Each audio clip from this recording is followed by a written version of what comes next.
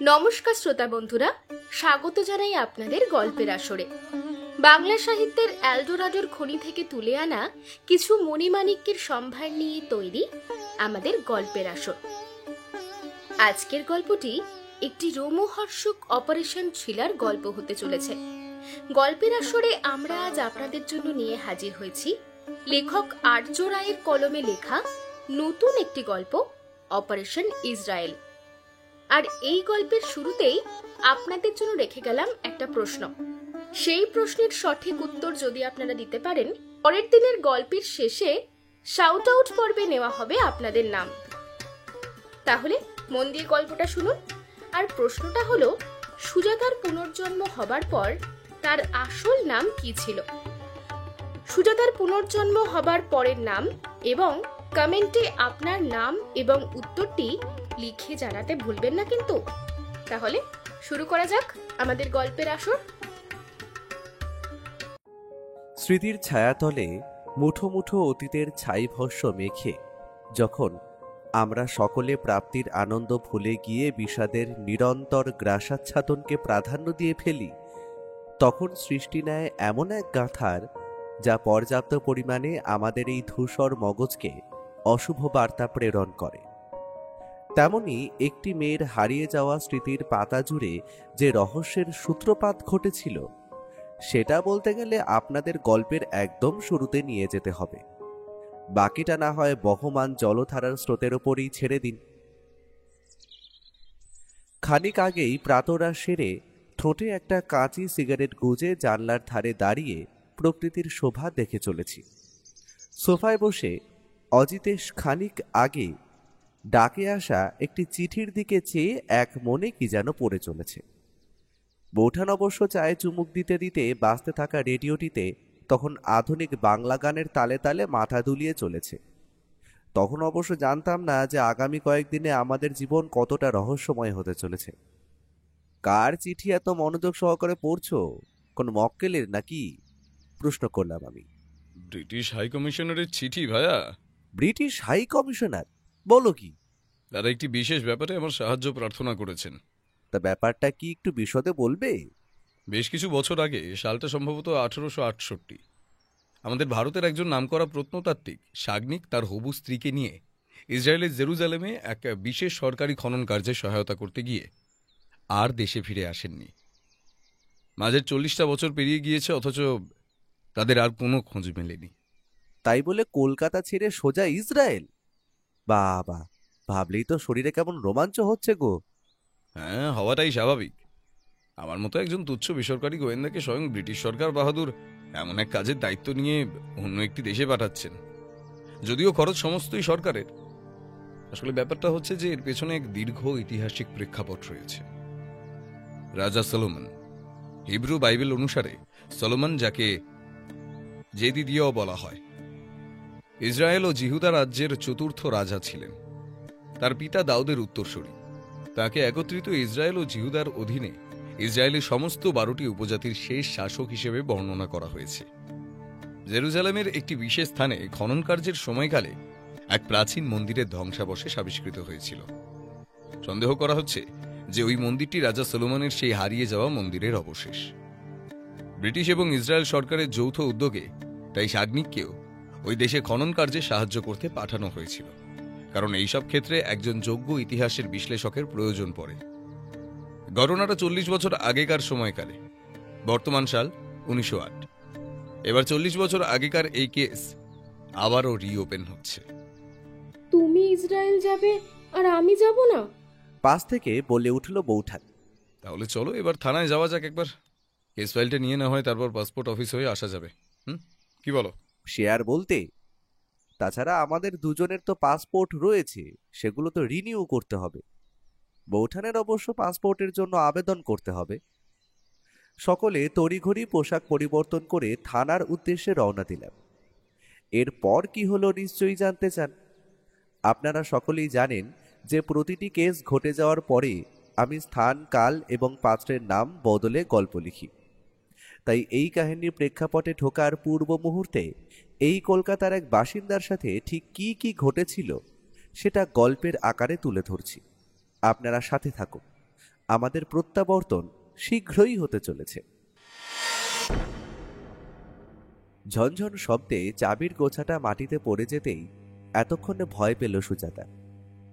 হ্যাঁ, ভয়, তীব্র গা শিরশিরে একটা হিমেল ভয়ের অনুভূতি, যা সে এর আগে এই পুরনো অ্যাপার্টমেন্টের 3 তলা বিল্ডিংয়ে একা থেকেও পায়। এবার কি করি? চাবি না পেলে ঘরে ঢুকবো কিভাবে? তাছাড়া এই ফ্লোরে কেউ তো থাকেও না, কার থেকে সাহায্য চাইবো? কালো চশমা পরা চোখ দুটো আঁধারে হাতড়াতে থাকল। না, আলোর খোঁজে নয়, তাতে অবশ্য বিশেষ লাভও নেই। হাতে ধরে থাকা ওয়াকিং স্টিকটা এক হাতে শক্ত করে মুষ্টিবদ্ধ করে কাঁপতে থাকা হাঁটুর ওপর কোনো মতে নিয়ন্ত্রণ রেখে মাটিতে উবু হয়ে বসল সুজাতা। চাবিটা যখন ব্যাগ থেকে মাটিতে পড়েছিল স্পষ্ট মনে আছে, শব্দটা আমার বাম কানে নিচে হয়েছিল। তার মানে এখানেই কোথাও আছে সেটা। বাম দিক বরাবর হাতড়াতে লাগলো সে। হাতের একগাছা চুরির ঝনঝন শব্দ ফাঁকা করিডোরে এক অদ্ভুত সুরের ঝংকার সৃষ্টি করল। খানিকটা ধুলো হাতে উঠে এলো তার। এ তো মহা সমস্যায় পড়লাম, এবার কি করি? এমনিতে তো একা থাকি, এখন কাউকে যে ডাকবো তারও তো উপায় নেই। ঠিক সেই মুহূর্তে পুরনো আমলে লিফটের ঘটাং ঘটাং যান্ত্রিক শব্দটি জানান দিল কারোর আগমন ঘটছে। তবে সেটা কোন ফ্লোরে গিয়ে থাকবে জানা নেই তার। আজকাল বেশ কিছু শব্দ সে একটু বেশি শুনতে পাচ্ছে। সাধারণ মানুষ যেই সকল শ্রুতিগোচর ইন্দ্রিয়গ্রাহ্য বিষয়বস্তুকে অতি সাধারণ এবং নিম্নমানের মনে করে অবহেলা করে, সুজাতা সেই সব শব্দকে মস্তিষ্কের কোটরে সযত্নে গুছিয়ে রাখে। এতে তার কি লাভ সেটা সেই বলতে পারবে। এই যেমন লিফটের ঘটাং শব্দের সাথে সাথে একটা টিকটিকি ঠিক তার ডান দিকের দেওয়াল বেয়ে টিকটিক শব্দ করতে করতে উঠে গেল। সুজাতা সেই টিকটিক শব্দের মাত্রা এবং ঘনত্ব পরিমাপ করে সহজেই বলতে পারবে যে সেই টিকটিকিটা আদৌ একা দেওয়াল বেয়ে উঠে যায়। তার মুখে কোনো পোকা জাতীয় কিছু একটা নিশ্চয়ই ছিল। এ তার নিত্যদিনের অভ্যেস। আবারও মাটিতে হাতড়াতে লাগলো সে। ওয়াকিং স্টিকটা নিয়ে মাটিতে আলতো করে বোলাতে বোলাতে আবারও সেই ঝনঝন শব্দ কানে এলো। ওই তো আমার চাবি, আমার খুব কাছেই ছিল, কিন্তু লাঠির ঘায়ে আবার দূরে চলে গেল। 2 হাত পায়ে মাটিতে হামাগুড়ি দিতে দিতে সে শব্দের উৎস অনুসন্ধান করতে করতে চাবিটা খুঁজতে লাগলো। তার একরাশ এলো চুল পিঠ ছাপিয়ে মাটি ছুঁয়েছে। বেশ খানিকটা সময় একইভাবে হাতড়াতে হাতড়াতে আরও খানিকটা দূর এগিয়ে গেল সে। ঠিক তখনই লিফটের দরজাটা ঢং শব্দ করে খুলে গেল। থমকে দাঁড়ালো সুজাতা। লিফটটা এই ফ্লোরে এসে থেমেছে। কে হতে পারে? অ্যাপার্টমেন্টের সাফাই কর্মচারী, মালিক, নাকি নতুন কোনো ভাড়াটে এলো? আঙুলের ডগা ঠান্ডা ধাতব জিনিসটার স্পর্শ পেয়েছে এইবার। এই তো আমার চাবি। কেউ আমায় এই অবস্থায় দেখলে যে কি ভাববে কে জানে। আমি বরং উঠে দাঁড়াই। চাবিটা মুষ্টিবদ্ধ করে আরও খানিকটা দূর গিয়ে নোনা ধরা দেওয়ালে ভর দিয়ে সে ওঠার চেষ্টা করল। চারিদিকটা কেমন যেন অন্ধকার। এক বিন্দু আলোর উৎস খুঁজে পাওয়া দূরস্থ তাকে অনুভব করা কিংবা ছুতে যাওয়ার সাধ্যটুকুও তার নেই। ধীরে ধীরে উঠে দাঁড়ালো সুজাতা। একজোড়া জুতোর মচমচ শব্দ কানে আসছে। কেউ যেন ফাঁকা করিডোরের নৈশব্দ ভেদ করে ধীরে ধীরে এগিয়ে আসছে। হৃদয়ের গতিবেগ বেড়ে চলেছে তার। সে জানে বিপরীতে হাত পাচে খাটলেই তার ঘর পড়বে। সে কান পেতে কিছু একটা শোনার চেষ্টা করল। জুতোর মচমচ শব্দ আরও বেশ খানিকটা এগিয়ে এসেছে। কে ওখানে? কে এসেছেন? সুমন্তবাবু আপনি, নাকি কমল তুমি?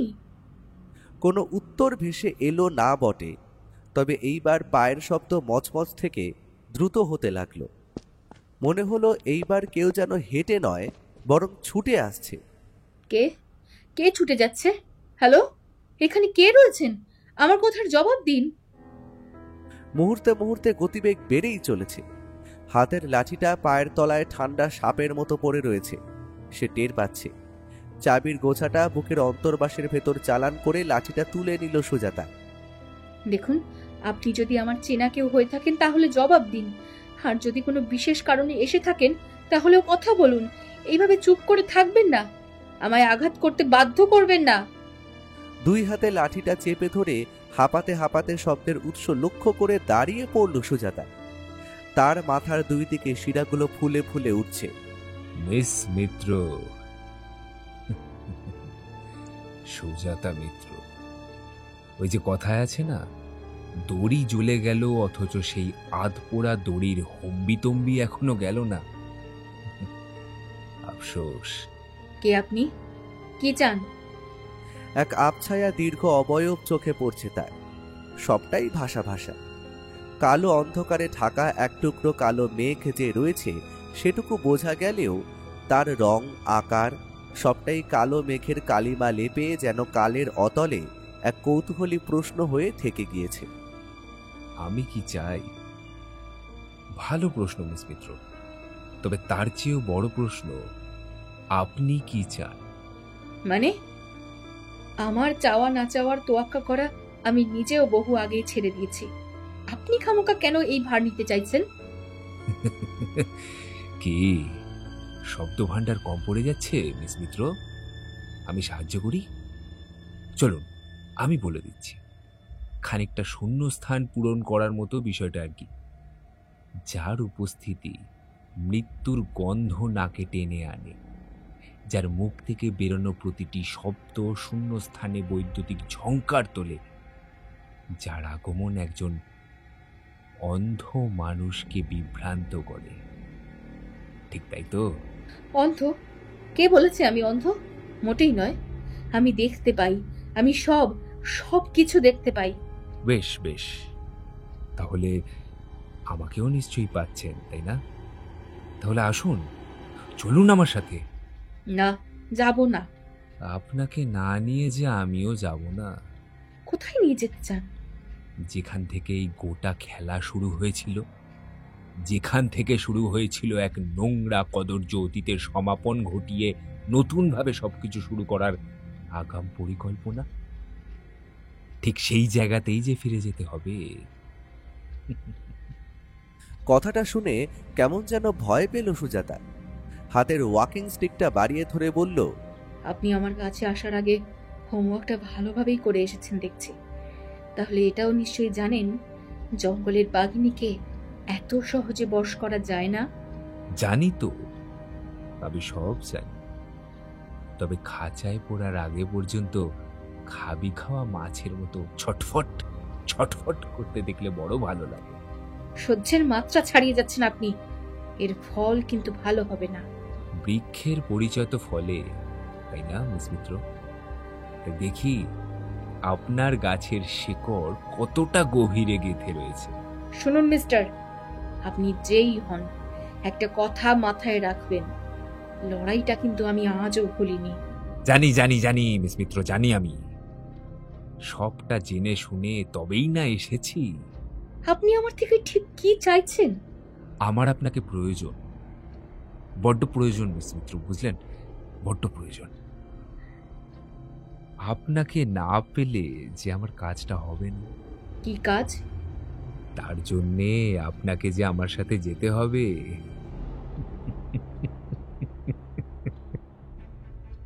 ইতিমধ্যে এক পা করে নিজের রুমের দরজার একদম কাছে সরে এসেছে সুজাতা। অতি সন্তর্পণে অন্তর্বাস থেকে চাবির গোছা বের করে পেছনে আড়াল করল সে। একটা হাত তার পেছনে করা, মুষ্টিবদ্ধ হাতে 3টে চাবির প্রতিটি ছুঁয়ে দেখছে সে। মুখ দিয়ে অনবরত সেই চেনা কাউন্টি, 1, 2, 3। যেন কোনো পরিস্থিতির আগে এইভাবে গাণিতিক হিসাব কষতে সে অভ্যস্ত। শেষের চাবিটাতে হাত পড়ায় তার কালো চশমার আড়ালে থাকা চোখ দুটো জল জল করে উঠল। আঙুল দিয়ে হাতড়ে দরজার ছোট্ট ফুটোটায় ঠিক 3 নম্বর চাবিটা ঢুকিয়ে ঘোরাতেই কট করে একটা শব্দ হলো। মিস মিত্র, কি ভাবছেন? না না, ভয় পাবেন না। আমি শুধুমাত্র প্রস্তাব নিয়ে এসেছি। টাকা দেবো, অনেক অনেক টাকা। শুধু এই কাজটুকু আপনাকে করে দিতে হবে। আমার সংস্থার তরফ থেকে আপনাকে সমস্ত সুযোগ সুবিধা দেওয়া হবে, কোনো সমস্যা হবে না। তাই শেষ থেকে শুরুর মতো করে শুরু করলে আপনাকে এই পুরনো অ্যাপার্টমেন্টে আর থাকতে হবে না। আমি বুঝি আপনার কষ্ট হয়। দরজা খুলে গিয়েছে। বুট জোড়ার শব্দ ধীরে ধীরে আরো আরো কাছে এগিয়ে আসছে। নাকে ভেসে আসছে অ্যালকোহলের উগ্র গন্ধ। হ্যাঁ, গন্ধটা মদের হলেও এই গন্ধযুক্ত ব্র্যান্ড অদ্ভুতভাবে তার চেনা ঠেকল। লোকটা আরো এগিয়ে এসেছে। আমি আপনাকে সম্পূর্ণভাবে বিনম্র ভঙ্গিমায় সসম্মানে নিয়ে যেতে চাইছি, আর আপনি কোনো উত্তর দিচ্ছেন না কেন?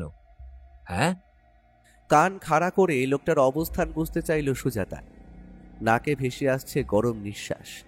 সুজাতা মুচকি হাসল। যাব, তবে এখনই নয়।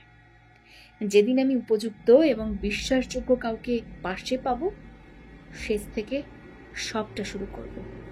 সুজাতা কথাগুলো বলেই বিদ্যুৎ গতিতে পেছনের পা দিয়ে দরজাটা ঠেলে খুলে দিল। হাতের লাঠিটা শূন্যে 2 পা ঘুরিয়ে তড়িৎ গতিতে লোকটার মুখ লক্ষ্য করে চালিয়ে দিতেই লোকটা একটা মৃদু আর্তনাদ করে 2 পা পেছনে সরে গেল। সুজাতা এই সুযোগে ঘরের ভেতর ঢুকে সজোরে দরজা বন্ধ করে হাঁপাতে লাগল। বাইরে থেকে লোকটা ছুটে এসে দরজায় সজোরে একটা লাথি চালালো। এটা left foot front kick, rare foot. লোকটা পেশাদার, তবে আমার থেকে এমন আঘাত পেতে পারে সেটা ভাবতে পারিনি। আগে জানলে হয়তো রুখে দাঁড়াতো।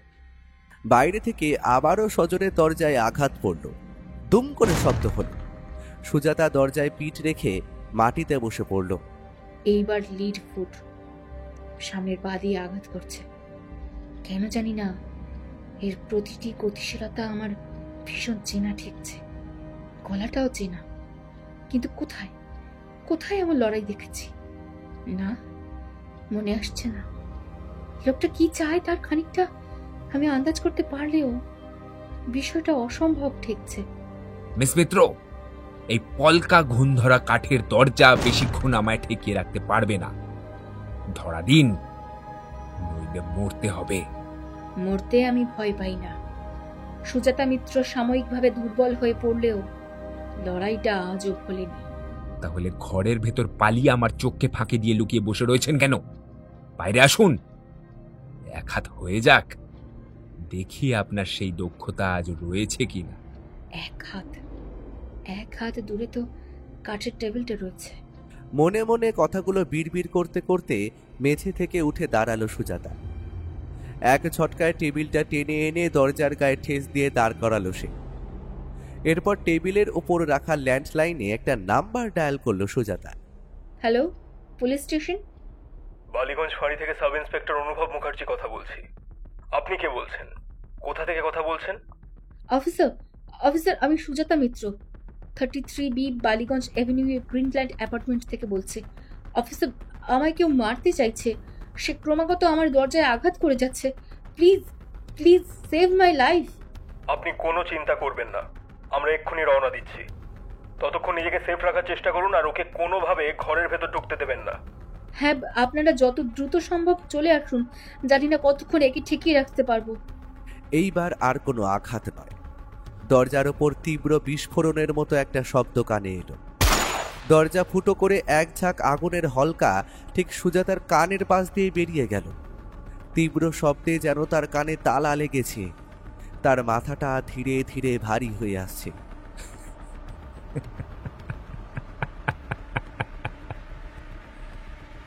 আমি বলেছিলাম মিস মিত্র, ভালোভাবে আমার সাথে চলুন, কিন্তু আপনি তো একরোখা জেদি। যদিও আপনার থেকে এমন ব্যবহারই প্রত্যাশা করি। এখনো সময় আছে।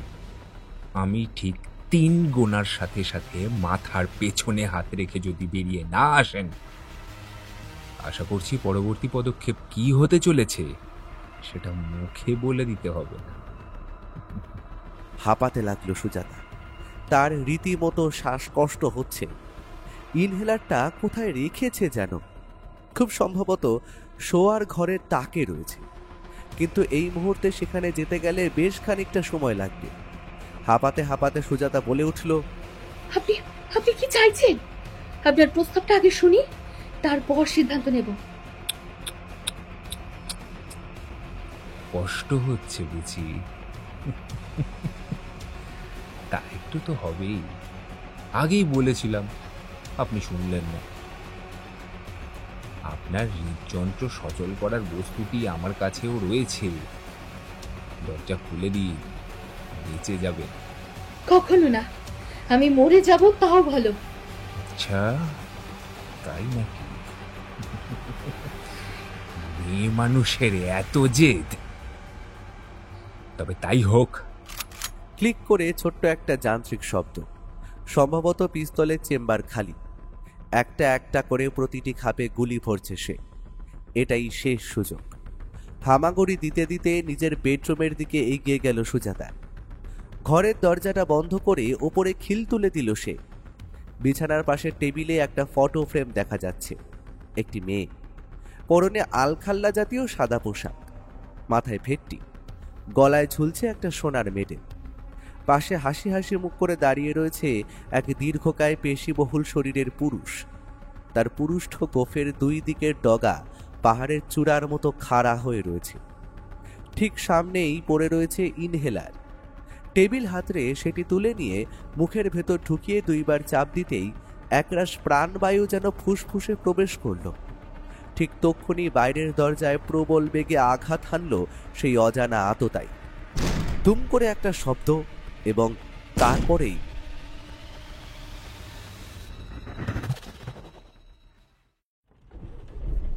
আস্তে ড্রাইভ করো সাগনিক, আমি কতবার বলেছি, আমার ভয় করে। তোমার আবার ভয়ও করে? রিংয়ের ভেতর প্রতিপক্ষের চোখের দিকে তাকিয়ে লড়াই করার সময় ভয়টা তো কখনো চোখে পড়েনি। শোনো, ভয় আমার নিজেকে নিয়ে নয়, তোমাকে নিয়ে। তুমি ভারতের এত বড় একজন আর্কিওলজিস্ট, এমন একটা বিশেষ গোপনীয় মিশনে তোমায় ডাকা হয়েছে। বিষয়টা ভালো ঠেকছে না, কেমন যেন নিষিদ্ধ বস্তুর গন্ধ টের পাচ্ছি সাগনিক। ইসরায়েলের এই জেরুজালেম শহরটি বেশ ভালো, মনোমুগ্ধকর পরিবেশ। তবে আমি একটা কথা বুঝতে পারছি না, আব্বাস মানে জেরুজালেম প্রত্নতাত্ত্বিক বিভাগের অধ্যাপক তোমায় হোটেলে না ডেকে এমন নির্জনে জুরিয়ান পর্বতমালার গা ঘেঁষে যে লবণাক্ত মৃত সাগর চলে গিয়েছে সেখানে ডেকে পাঠালো কেন, বলতে পারো? আমার বিষয়টা ঠিক সুবিধে লাগছে না সাগনিক। আমিও বুঝতে পারছি না, তবে শেষবার যখন ওই সিন্ধুকের অবস্থানের একটা সঠিক দিক নির্ণয় করতে পেরেছিলাম, তারপর থেকে আমার পিছনে ইসরায়েলের স্পাই লেগেছে। রেয়ার ভিউ মিরর দিয়ে একবার পিছনের দিকে তাকাও, তাহলেই বুঝবে এত স্পিডে কেন গাড়ি ড্রাইভ করছি।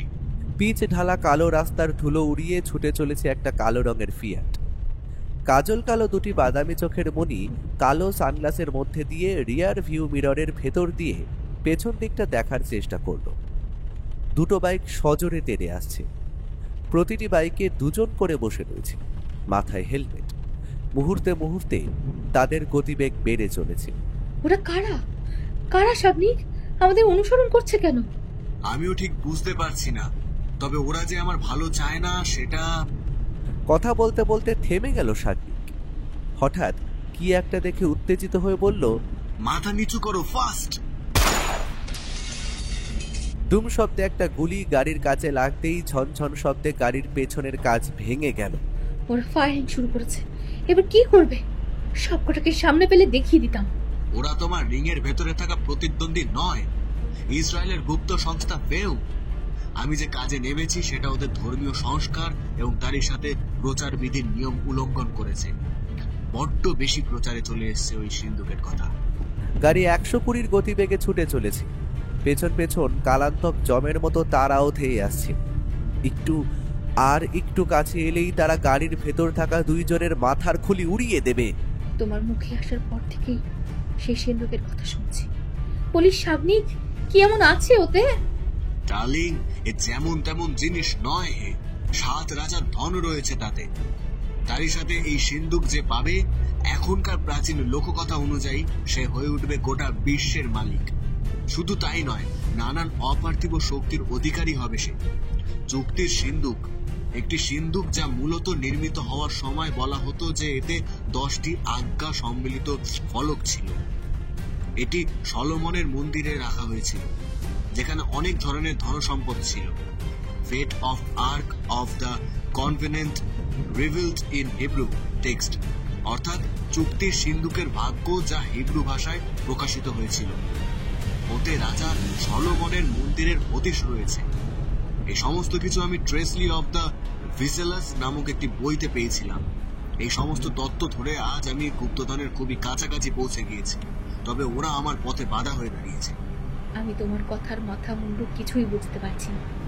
ওই সিন্ধুক যা রাজা সলোমনের মন্দিরে কোথাও রয়েছে এটুকু তো বুঝলাম, কিন্তু সেই মন্দির কোথায়? তাছাড়া ওই সিন্ধুকের অবস্থান যে সঠিক সেটাও বা জানলে কিভাবে সাগ্নি? এখনো আমি অথই জলে রয়েছি, শুধু একটা দিক ধরে সাঁতরে চলেছি।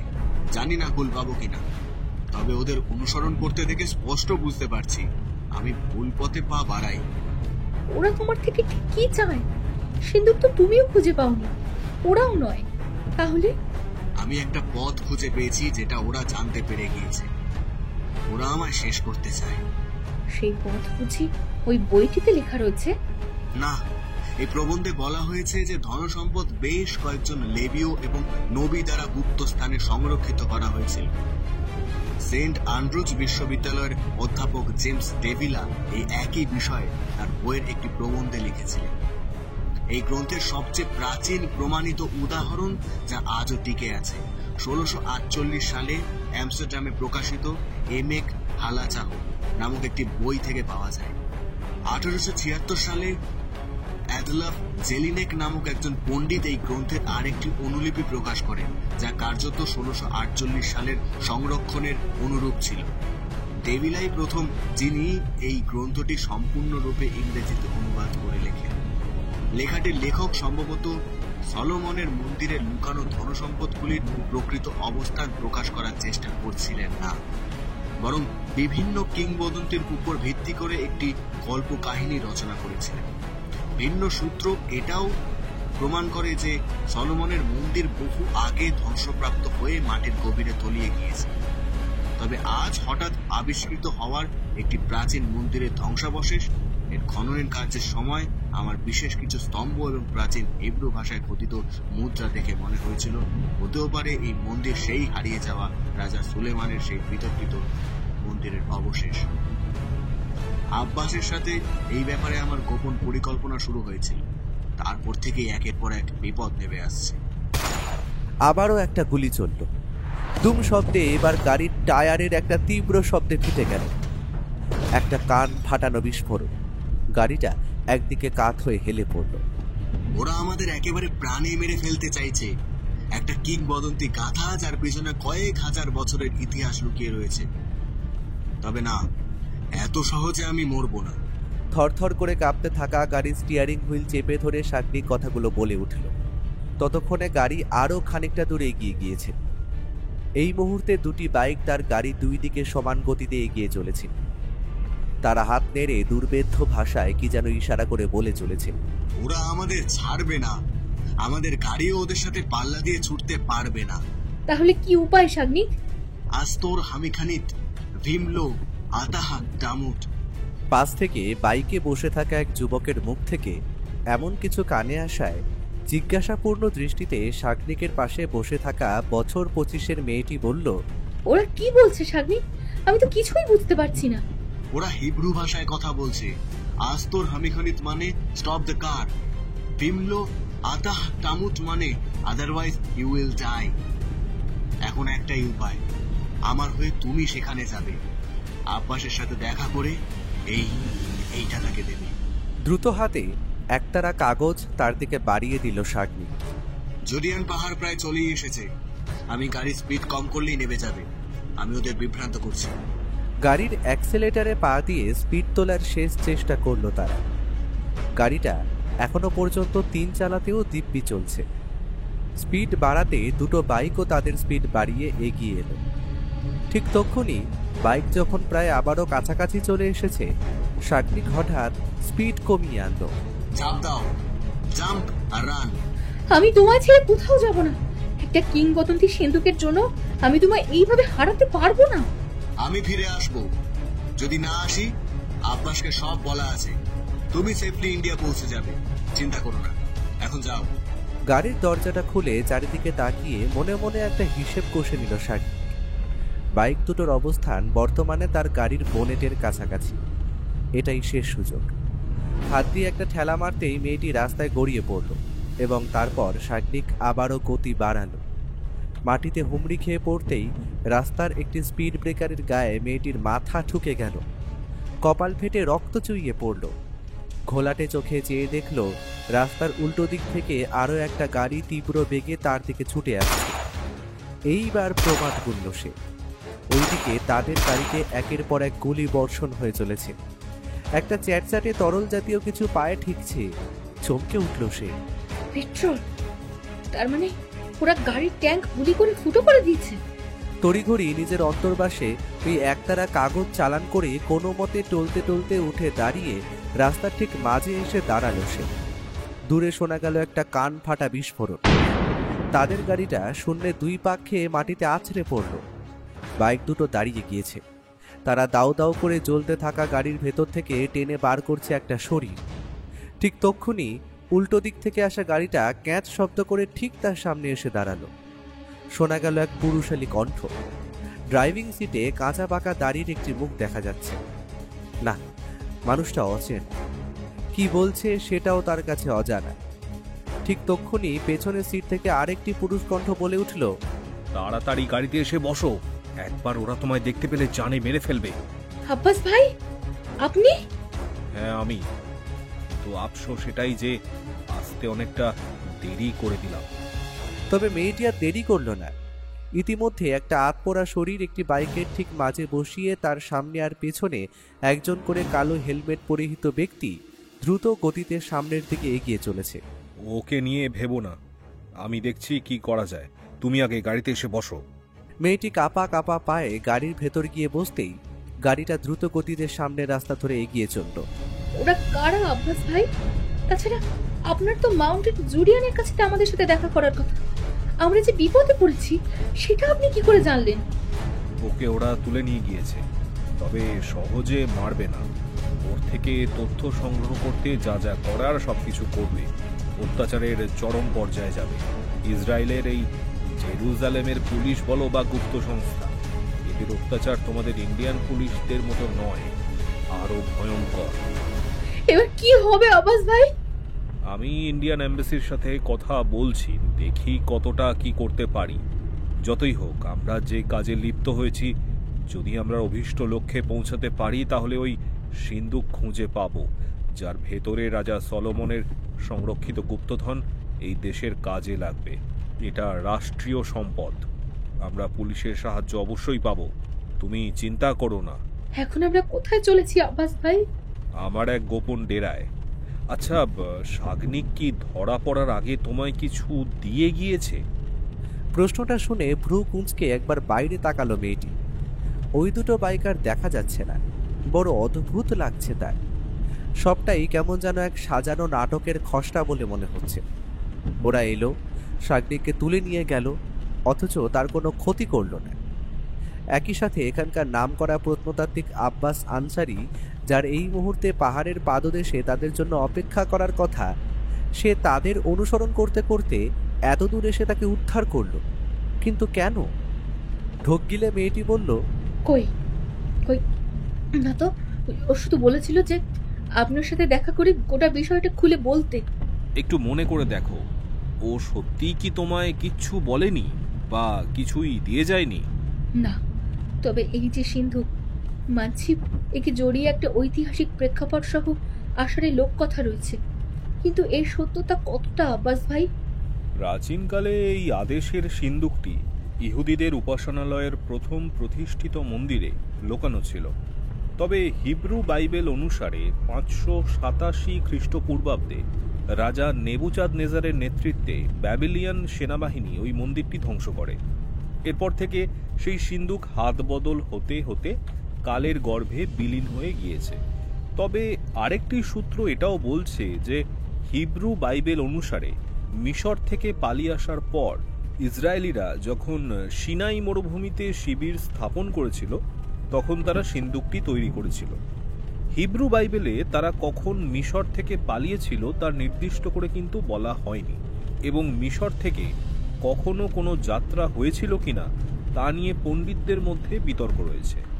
587 খ্রিস্টপূর্বাব্দে ব্যাবিলনীয়রা জেরুজালেম জয় করার সময় সিন্দুকটি অদৃশ্য হয়ে যায়। হিব্রু বাইবেল অনুসারে সিন্দুকটিতে আপাত দৃষ্টিতে বেশ কিছু জাদুকরী ক্ষমতা রয়েছে। একটি গল্পে সিন্দুক বহনকারী পুরোহিতদের একটি দল নদী পার হওয়ার সময় জর্ডান নদীর প্রবাহ বন্ধ হয়ে যায় এবং স্থির থাকে। অন্যান্য গল্পে বর্ণনা করা হয়েছে যে কিভাবে ইসরায়েলিরা সিন্দুকটিকে তাদের সাথে যুদ্ধে নিয়ে গিয়েছিল, যেখানে সিন্দুকের শক্তি ইসরায়েলীয়দের তাদের শত্রুদের পরাজিত করতে সাহায্য করেছিল। তাহলে আপনার এবং শাগনিকের মধ্যে আপনারা যে মন্দিরের ধ্বংসাবশেষ খুঁজে পেয়েছেন সেটাই হারিয়ে যাওয়া সেই মন্দির যেখানে সযত্নে রক্ষিত রয়েছে সেই সিন্দুক? সেটাই ধারণা করছি, আর সেই ধারণা যে কতটা সঠিক সেটা নিশ্চয়ই এতক্ষণে বুঝতে পেরেছ। এই মুহূর্তে আমাদের কি করণীয় আব্বাস ভাই? তোমায় ইন্ডিয়ান এমবাসির হাতে তুলে দিয়ে সুরক্ষিতভাবে তোমায় ভারতে পৌঁছে দেওয়া, তার আগে তোমায় একটা সুরক্ষিত স্থানে নিয়ে যাওয়া। বিষয়টা এখন পরীক্ষামূলক ধাপে রয়েছে, সবটাই অমীমাংসিত। আমরা শুধু একটা সূত্র ধরে এগিয়ে চলেছি। আমার বিশ্বাস আজ রাতে হয়তো ওরা শাগনিককে সাথে নিয়ে ওই মন্দিরের ভেতরে প্রবেশ করবে। সেখানে তো এখনো খনন কার্য চলছে, শ্রমিক রয়েছে। ওদের চোখ এড়িয়ে কিভাবে ভেতরে ঢুকবো আব্বাস ভাই? সিআইএ, ওরা CIA agent, the institute for intelligence and special operations. ওরা পারে না এমন কোনো কাজ নেই। ওরা কতটা নৃশংস সেই ব্যাপারে তোমার কোনো ধারণাই নেই। যেটা দেখলে ওটা তো সামান্য এক ছায়াচিত্র মাত্র। এই সিআইএর এজেন্টরা পারে না এমন কোনো কাজ নেই। কথা বলতে বলতে গাড়িটা মূল সড়ক পথ ছেড়ে শুনশান ফাঁকা মেটো রাস্তায় গিয়ে উঠল। এই জায়গাটা চেনা ঠেকছে। আচ্ছা, আমরা কি ওই মন্দিরের খনন কার্য যেদিকে চলছে সেদিকেই যাচ্ছি? খানিকটা, তবে পুরোটা নয়। আমার কাছে মাস্টার স্ট্রোক রয়েছে। খনন কার্যের কাছাকাছি অংশে আমার একটা নিজস্ব ফার্ম হাউস রয়েছে। সাধারণত ফাঁকাই পড়ে থাকে। কোনো হোটেল বা জেরুজালেমের নিজের বাড়িতে ওঠার চেয়ে এই স্থান অনেক বেশি নিরাপদ। জায়গাটায় বিশেষ কেউ থাকে না, একজন কেয়ারটেকার আছে, সেই সব দেখভাল করে। তোমার দুশ্চিন্তার কোনো কারণ নেই। স্পটের এতটা কাছাকাছি থাকার একটাই কারণ, ওদের উপর নজরদারি করা যাবে, প্রয়োজনে ব্যবস্থাও নেওয়া যাবে। আমরা পুলিশের কাছে কেন যাচ্ছি না? শাগনিককে ওরা তুলে নিয়ে গিয়েছে আব্বাস ভাই, এমন একটা গুপ্ত সংগঠনের লোক যারা কিনা এই মন্দিরেও হামলা করতে পারে, রাষ্ট্রীয় সম্পদ লুট করার পরিকল্পনা করেছে, আমাদের প্রাণে মারতে চেয়েছে। এত কিছু হওয়ার পর আমরা কেন লুকিয়ে বেড়াচ্ছি বলতে পারেন? তাছাড়া এমবাসিতে কখন খবর দেবেন? ইন্ডিয়ান গভর্নমেন্টের সাহায্য ছাড়া আর কোনো উপায় তো দেখছি না। গাড়িটা ক্যাচ শব্দ করে একটা বাগান ঘেরা বাড়ির সামনে এসে দাঁড়ালো। পুলিশে গেলে ওরা জানতে পেরে যাবে, এমনকি আমাদের লোকেশনও ওরা জেনে যাবে। পুলিশ ডিপার্টমেন্টের ভেতরেও এদের লোক মজুদ রয়েছে। ভেতরে চলো, সব বলছি। গাড়ির দরজা খুলে তারা একে একে নিচে নেমে এলো। ড্রাইভারের সাথে আব্বাসের বাক্য বিনিময় হওয়ার পরেই ড্রাইভার আবারও ড্রাইভিং সিটে উঠে গাড়ি স্টার্ট দিল। ড্রাইভার কি বলে গেল আব্বাস ভাই? ও বলল যে গাড়িটা গ্যারেজে নিয়ে যাচ্ছে। প্রত্যুত্তরে আমি বললাম যে রাতে ফিরে এসো। আচ্ছা, আপনাদের এই হিব্রু ভাষাটা ভীষণ খটোমটো। তবে একটা বিষয় এখনো আমার কাছে পরিষ্কার হলো না। আমি কিভাবে জানলাম যে তোমরা বিপদে রয়েছো, তাই তো? ঠিক তাই। আপনার তো ওই সময় নির্দিষ্ট স্থানে আমাদের জন্য অপেক্ষা করার কথা, তাই বেশ অবাক হয়েছি। যদিও আপনার প্রতি আমি কৃতজ্ঞ। সঠিক সময় না এলে হয়তো ওরা আমাকেও তুলে নিয়ে যেত। যেত না? যেত না? কিন্তু কেন? কারণ তুমি ওদের টার্গেট ছিলে না। তাছাড়া শাগনিক আগেই উপস্থিত বুদ্ধি খাটিয়ে তোমায় গাড়ি থেকে ঠেলে ফেলে দিয়েছিল। তোমায় দেখতে পেলে তুলে নিত কিনা জানি না, তবে ডাইরেক্ট শুট করত, কারণ অতিরিক্ত আবর্জনা ওরা বয়ে নিয়ে যায় না। আমি আবর্জনা? মানে আপনি ঠিক কি বলতে চাইছেন? আহা, চটছো কেন? এগুলো আমার নয়, বরং ওদের নীতি। আসলে তোমাদের আসতে না দেখে চিন্তায় পড়েছিলাম। ওই যে ড্রাইভার যাকে দেখলে, ও এক সময় ইসরায়েলের প্রতিরক্ষা বাহিনী বা আইডিএফে ছিল। সংক্ষেপে এদের এখানে হিব্রু ভাষায় আখ্য বলা হয়ে থাকে। এখন রিটায়ার্ড। সাগনিককে যারা তুলে নিয়ে গেল, এখানকার স্থানীয় ভাষায় তাদের কি বলা হয় জানো? মোসাদ। এবার এই সিআইএ বা মোসাদের নৈশকালীন অভিযানে আমাদের ভিন্ন রূপে সামিল হতে হবে। হতে পারে তারা আজ সাগনিককেও নিয়ে আসতে পারে। আক্ষ থেকে রিটায়ার্ডের পর সেলিম, মানে আমার ড্রাইভার, এই ড্রাইভারির কাজে নিযুক্ত হয়েছে। ওর নিজেরও এক সিক্রেট অর্গানাইজেশন রয়েছে, তবে প্রাইভেট, যারা দেশের প্রতিরক্ষা মজবুত করতে দেশের নানান প্রান্তে নানান ছদ্মবেশে ছড়িয়ে রয়েছে। এদের বলা হয় সিনবেটের সদস্য, অর্থাৎ যারা দেশের অভ্যন্তরীণ সুরক্ষাকে নিশ্চিত করে। আমার মাথায় কিচ্ছু ঢুকছে না আব্বাস ভাই।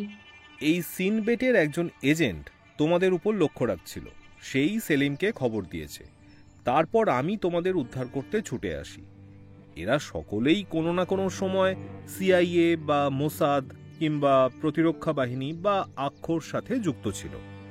বর্তমানে এরাই দেশের অভ্যন্তরীণ সুরক্ষা প্রদান করে চলেছে। সেলিম যেমন ড্রাইভারের কাজে নিযুক্ত, তেমনি এরাও নানান পেশার সাথে যুক্ত। সবটাই আইওয়াস। এসো, ভেতরে এসো। দরজা ঠেলে খুলতেই একটা বিরাট কালো রঙের গ্রে হাউন্ড ঘৌ ঘৌ করতে করতে ছুটে এলো। তার পেছন পেছন দেখা গেল আরো একজন ব্যক্তিকে। ভয় পেও না, ও ওয়েল ট্রেন্ড, গন্ধ শুঁকে চলে যাবে। কুকুরটা দুই পায়ে ভর করে খাড়া হয়ে দাঁড়ালো। মেয়েটির পরনের পোশাকে গন্ধ শুকতে শুকতে লাল জিভটা বাইরে বের করে পাশে দাঁড়িয়ে তার দিকে জ্বলন্ত দৃষ্টিতে চেয়ে রইল।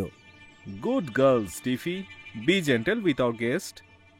আব্বাস কুকুরটার উদ্দেশ্যে কতগুলো বলতেই কুই কুই শব্দ করতে করতে সে আব্বাসের পায়ে মাথা ঘষতে লাগলো। ওর নাম বুঝি স্টিফি? হ্যাঁ, তোমায় চিনে গিয়েছে, আর ভয় নেই। তবে তোমার ফার্স্ট এডের প্রয়োজন। যাও ঘরে গিয়ে ফ্রেশ হও, আমি তোমার ফার্স্ট এডের ব্যবস্থা করছি। মেয়েটিকে ওই ভৃত্যগোছের ব্যক্তিটি হাতের ইশারায় তাকে অনুসরণ করতে বলল। খানিক বাদে একটি ঘরের সামনে তারা এসে উপস্থিত হলো। আপনি ভেতরে গিয়ে ফেরে যান, আমি খাবারের বন্দোবস্ত করছি। আপনিও দেখছি আব্বাস ভাইয়ের মতো বেশ ভালো বাংলা বলেন। উনি না হয় কর্মসূত্রে বেশ কিছু বছর বাংলায় ছিলেন, সাগনিকের মুখে যতটা জেনেছিলাম। আমাকেও আব্বাস ভাই বাংলা শিখিয়েছে। আসলে আব্বাস ভাইয়ের অনেক বাংলাভাষী বন্ধুরাও তো আছেন কিনা তাই। কিন্তু আব্বাস ভাই যে বলল এখানে খুব একটা কেউ আসে না। বলেছে বুঝি, হবে হয়তো। আসলে বুড়ো হচ্ছি তো, কি বলতে কি বলে ফেলি। কথাটা বলেই সে দ্রুত পায়ে চলে গেল। চলে গেল নাকি এর পেছনে রয়েছে কোনো গভীর ষড়যন্ত্র? দুমদুম শব্দটা ক্রমাগত বেরিয়ে চলেছে। বাইরে থেকে কানে ভেসে আসছে আরো অনেকের গলা। ম্যাডাম, দরজাটা খুলুন, আমরা এসে পড়েছি, আর চিন্তা নেই। একটা কুকুর ঘেউ ঘেউ করে ডেকে চলেছে ক্রমাগত। এরা কারা? স্টিফি? স্টিফি এখানে কি করছে? ম্যাডাম, আপনার কোনো ভয় নেই, লোকটা পালিয়েছে, আপনি দরজা খুলুন। মুখ দিয়ে বড় একটা হা করে খানিকটা শ্বাসবায়ু টেনে নিয়ে মেঝে থেকে উঠে বসলো সুজাতা মিত্র। সবটাই কি স্বপ্ন? এতটা জীবন্ত? অতীতের ছায়ায় কি বর্তমানে ঘটে চলেছে কোনো এক অলিখিত অধ্যায়? কিন্তু এত বছর বাদে আবার কেন? কথাগুলো বিড়বিড় করে বলতে বলতে উঠে দাঁড়ালো সে। চশমাটা চোখ থেকে খসে পড়েছে, মাথাটা এখনো ভার হয়ে রয়েছে। দুটো হাত সামনের দিকে বাড়িয়ে বাতাসে কি যেন ধরার চেষ্টা করতে লাগলো সে। ক্রাচটা তুলে নিল সে। ধীরে ধীরে দরজার দিকে এগিয়ে গেল সুজাতা। ভারী টেবিলটাকে দুই হাতে সরিয়ে বেডরুম থেকে বাইরে বেরিয়ে এলো সে। দরজার বাইরে করাঘাত উত্তরোত্তর বেড়েই চলেছে। ম্যাডাম, আমরা থানা থেকে এসেছি, দয়া করে দরজাটা খুলে দিন। আপনি ঠিক আছেন তো? আপনি ভয় পাবেন না, দরজার কাছ থেকে সরে দাঁড়ান, আমরা ভেতরে ঢুকছি। আবারও মাথাটা কেমন যেন ভার হয়ে আসছে সুজাতার। সবটাই যেন পুনর্নির্মাণ কিংবা পুনরাবৃত্তি। শরীরটা আবারও টাল খাচ্ছে তার। চোখের সামনে ভেসে উঠেছে কিছু দৃশ্য, কতগুলো লোক, হাতে উন্নত আগ্নেয়াস্ত্র। বাইরে থেকে কেউ যেন ফোনে কার সাথে কথা বলে চলেছে। ভেসে আসছে তার গলা। Hello hello, police control room, আমি সাব ইন্সপেক্টর অনুভব মুখার্জি। ভিকটিম ঘরের ভেতর আটকে পড়েছেন, এখানে গুলিগালা চলছে। এক্ষুনি থানা থেকে একটা টিম স্পটে পাঠিয়ে দিন। আর দরজাটা ভেতর থেকে লকড, কিছুতেই খোলা যাচ্ছে না।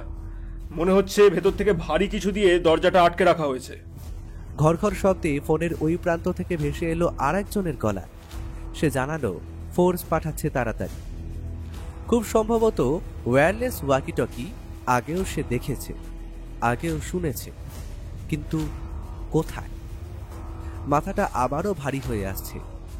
ধীরে ধীরে মূল দরজার কাছে গিয়ে আবারও মাটিতে লুটিয়ে পড়ল সুজাতা। ঝর্ণার জলের মতো রাশি রাশি জলকণা সিক্ত করে তুলছে মেয়েটির গোটা শরীর। কপাল থেকে জমাট বাঁধা রক্ত একটু একটু করে ধুয়ে যাচ্ছে সাওয়ারের জলে। এতক্ষণে মাথাটা হালকা ঠেকছে। বাইরেও সম্ভবত বৃষ্টি নেমেছে। থেকে থেকে গর্জে উঠছে বিদ্যুৎ। সময়টা দুপুর হলেও ইতিমধ্যে অন্ধকার ছেয়ে গিয়েছে। সাদা তোয়ালে গায়ে জড়িয়ে বাইরে বেরিয়ে এলো সে। জানলার পাল্লা দুটো তীব্র ঝোড়ো বাতাসে খটাস খটাস শব্দ করে খুলছে আর বন্ধ হচ্ছে। আয়নার সামনে দাঁড়িয়ে তোয়ালেটা খুলে ফেলল মেয়েটা। শরীরের জায়গায় জায়গায় অজস্র কাটাছেঁড়া দাগ স্পষ্ট হয়ে রয়েছে। সে জানে এগুলো তার বিজয়ের প্রতীকী চিহ্ন। সাদা টপ আর জিন্সটা গলিয়ে নিয়ে জানালার ধারে দাঁড়ালো সে। হাত বাড়িয়ে পাল্লা দুটো বন্ধ করতেই যাবে, ঠিক সেই মুহূর্তে বাইরে ওই ঘন ঝোপের আড়ালে ফুটে উঠল বেশ কয়েকটি মানুষের আবছায়া অবয়ব। তারা বুনো ঘাসের আড়ালে লুকিয়ে থাকলেও একটি স্নাইপারের নল যে এই ঘরের দিকেই স্থির, সেটা স্পষ্ট বুঝতে পারল সে। ভয়ে তার বুক কেঁপে উঠল। এরা তার মানে আমার খোঁজ পেয়ে গিয়েছে, কিন্তু আমার কাছে কেন?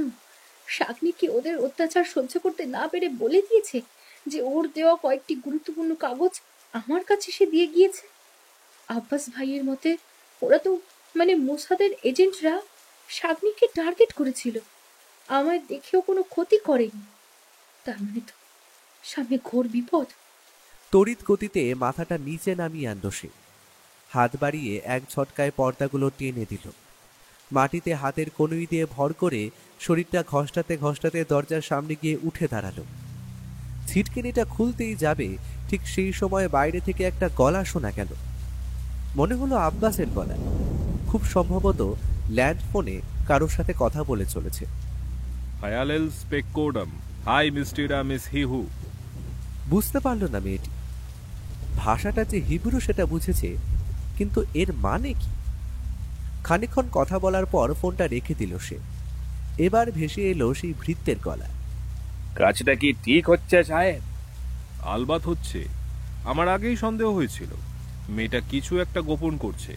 খানিক আগে সেটাই আমি ফোনে হায়ার অথরিটিকে বললাম। এই সিক্রেট মিশনে প্রাণের বলিদান হবেই।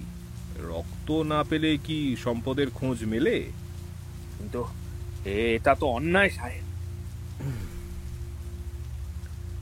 ন্যায় অন্যায়ের জ্ঞান আমি তোমার কাছ থেকে শুনতে চাই না। ওকে কিছু বুঝতে দিও না, যাও ওকে বাইরে ডেকে আনো। ধীরে ধীরে একটা পায়ের শব্দ দরজার দিকে এগিয়ে আসছে। বিছানায় পড়ে রয়েছে একতারা কাগজ। দ্রুত গতিতে বিছানায় গিয়ে সেগুলো হাতে তুলে নিল মেয়েটি। সেখানে হিব্রু ভাষায় কি সব যেন লেখা রয়েছে। নিচে একটা ম্যাপ আঁকা রয়েছে। সেটা খুব সম্ভবত মন্দিরের নকশা। সেগুলো আবারও অন্তর্বাসের তলায় চালান করে দিল সে। আব্বাস ভাই তার মানে সবকিছুর সাথে যুক্ত। আমার এবার কি করা উচিত? শাগনিক ওদের হাতে বন্দি, এদিকে বাইরে বন্দুকধারীদের দল ওত পেতে বসে রয়েছে। সবটাই দেখছি পূর্ব পরিকল্পিত।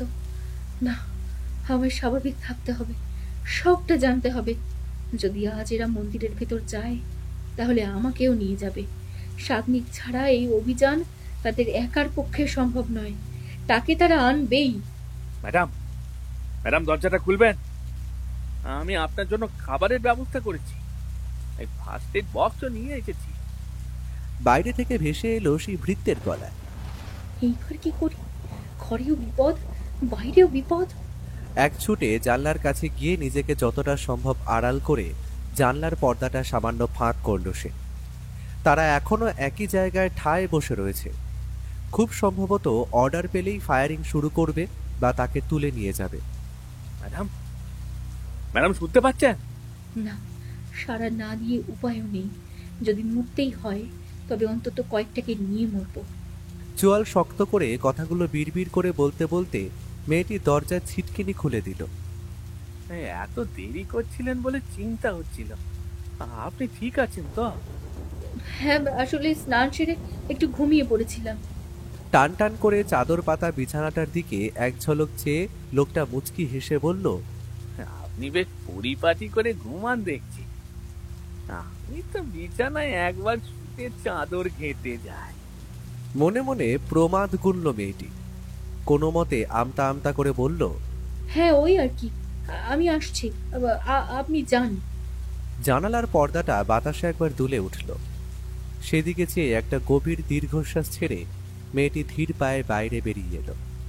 এই তো এসে পড়েছ, অনেকটা দেরি করে দিলে যে। হ্যাঁ, স্নান সেরে ঘুমিয়ে গেছিলাম আব্বাস ভাই। বটে, আসলে তোমার উপর দিয়ে যা গিয়েছে, স্নায়বিক উত্তেজনা এতক্ষণ যে ধরে রেখে নিজেকে নিয়ন্ত্রণ করতে পেরেছো, এই ঢের।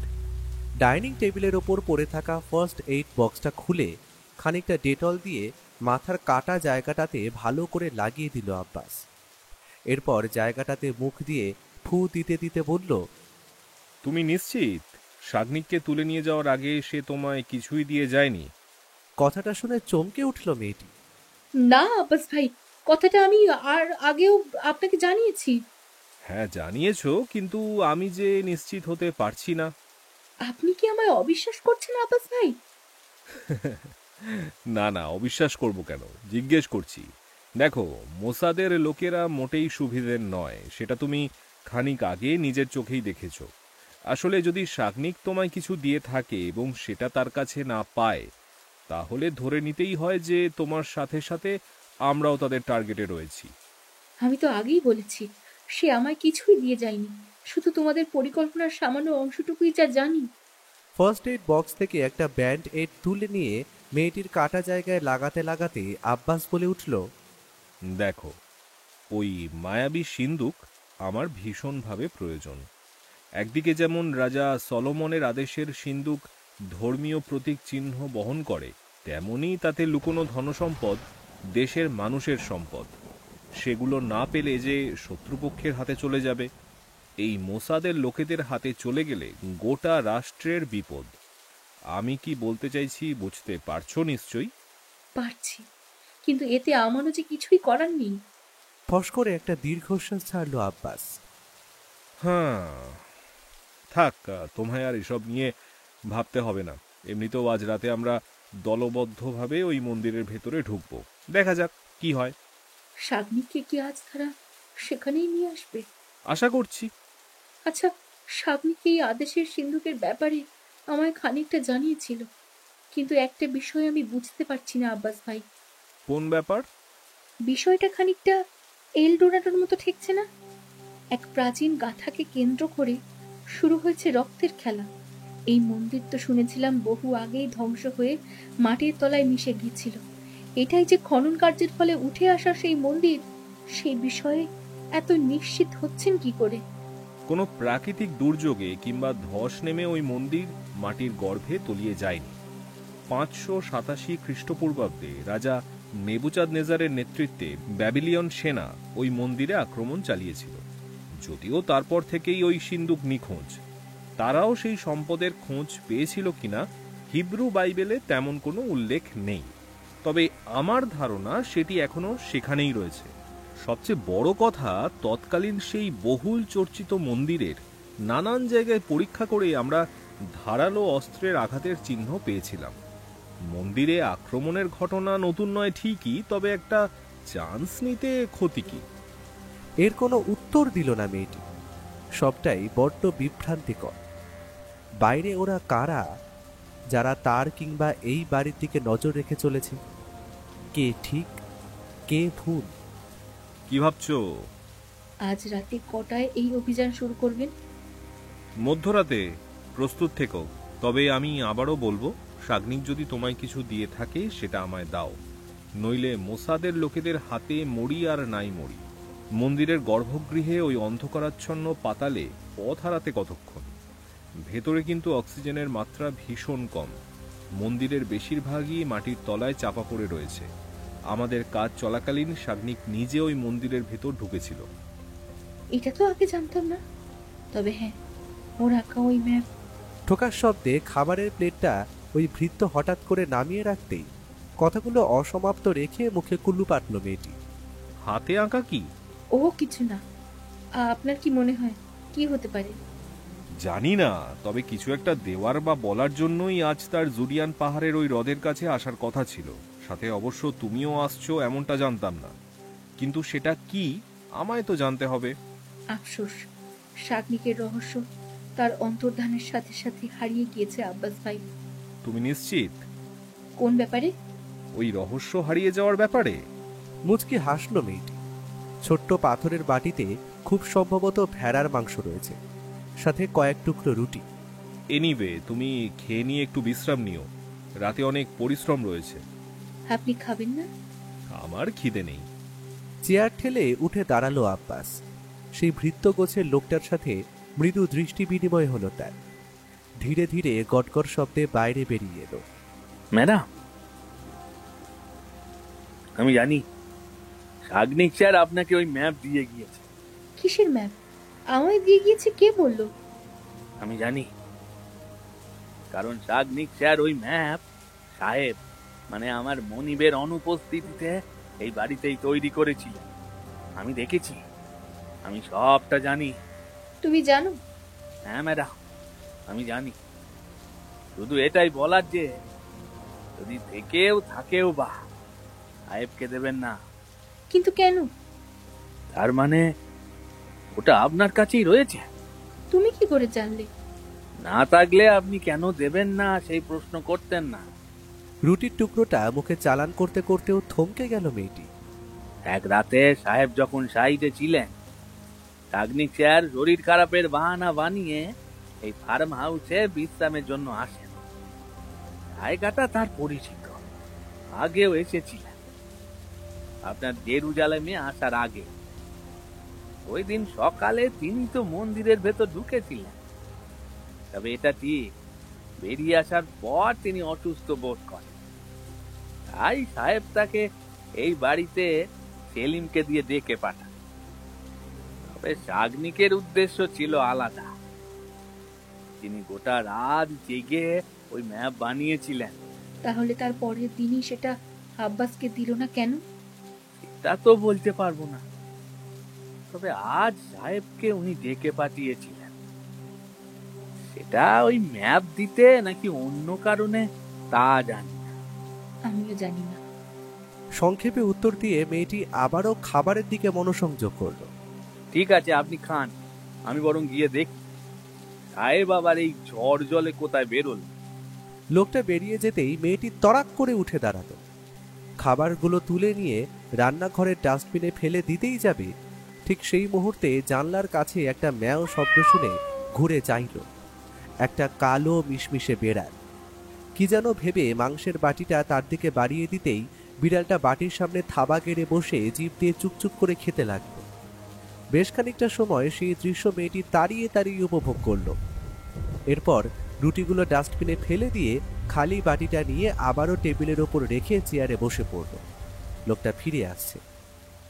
লোকটা খালি প্লেট নিয়ে চলে যেতেই রান্নাঘরের ভেতর একবার উকি মারল সে। মেঝের দিকে চাইতেই চমকে গেল। যা সন্দেহ করেছিলাম তাই, খাবারে কিছু একটা মেশানো ছিল। ভাগ্য ভালো লোকটা এঁটো খাবারের প্লেট রান্নাঘরে না ধুয়ে পুরো তলায় গিয়ে ধোয়, তাই রক্ষে। বিড়ালটা মারা গিয়েছে না ঘুমিয়ে রয়েছে বলা কঠিন। দরাম দরাম শব্দ করতে করতে দরজাটা একসময় মাঝ বরাবর চির ধরল। ভারী টেবিলটা একদিকে কাত হয়ে মেঝেতে সশব্দে আছড়ে পড়ল। বেশ কিছু টর্চের আলো এসে সুজাতার মুখে পড়ল।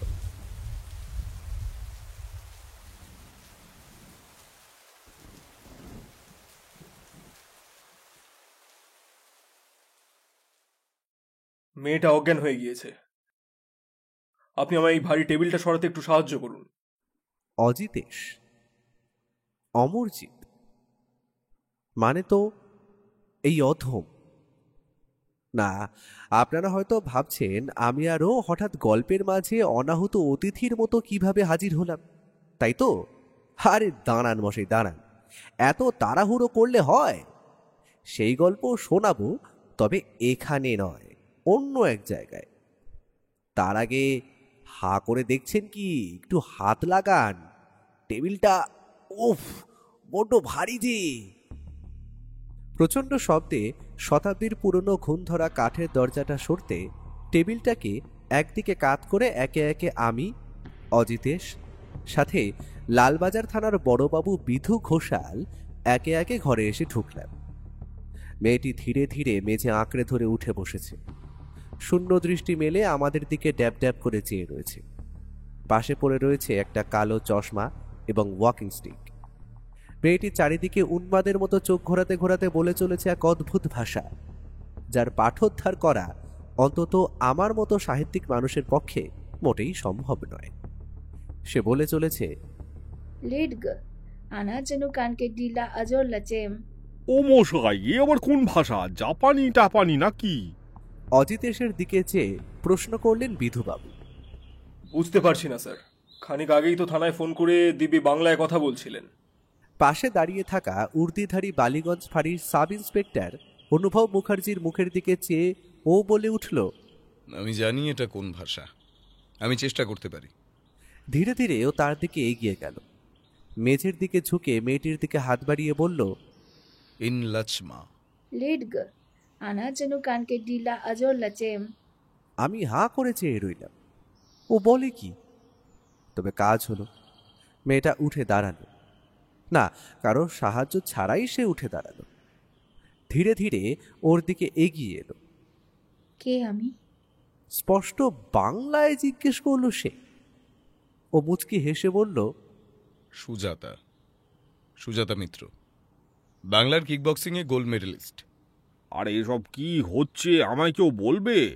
ভাষাটা হিব্রু, প্রাচীন হিব্রু ভাষা নিয়ে যৌবনকালের বিস্তর পড়াশোনা করেছি। মেয়েটি বলছিল যে আমার থেকে দূরে সরে যাও, আমি তোমায় কিছুই দেব না। যার প্রত্যুত্তরে আমি বলেছিলাম যে ভয় পাওয়ার কিচ্ছু নেই, আমরা আপনাকে সাহায্য করতে এসেছি। আমি ওদের কিচ্ছু বলিনি জানেন, কিন্তু তবুও ও আমার পিছু ছাড়ছে না।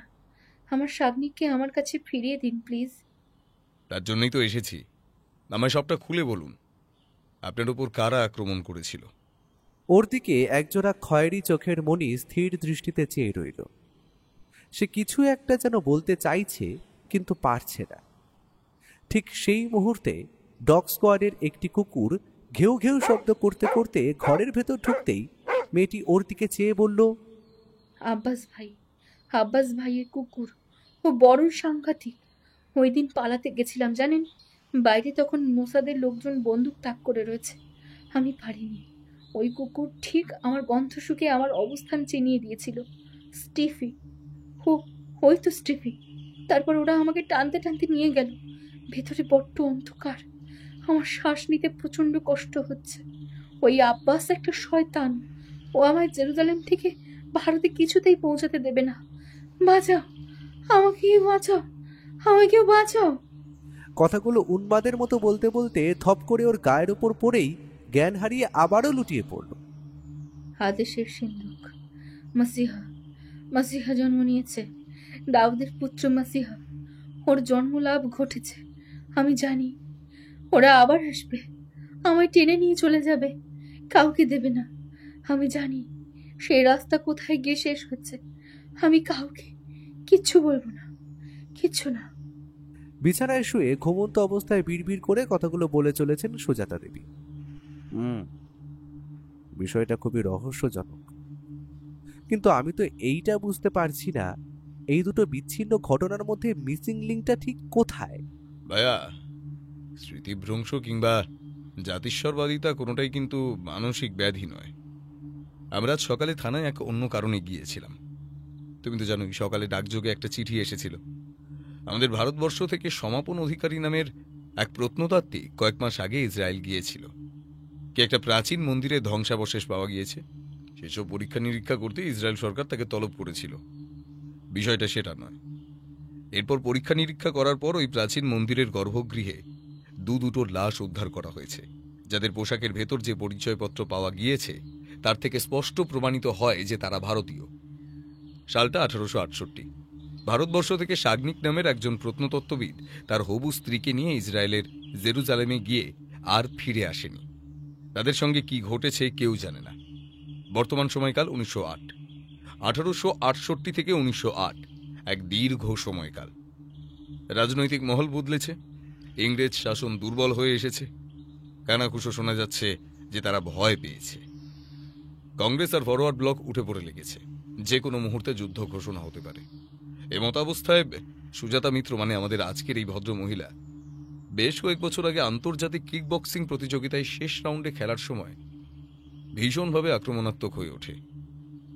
হঠাৎ তার কি যে হয়, সে নিজের মনে বিড়বিড় করে প্রলাপ বকতে থাকে, বলতে থাকে যে কোনো এক সিন্ধুকের অবস্থান সে জানে, তার হাতে নাকি ম্যাপ রয়েছে।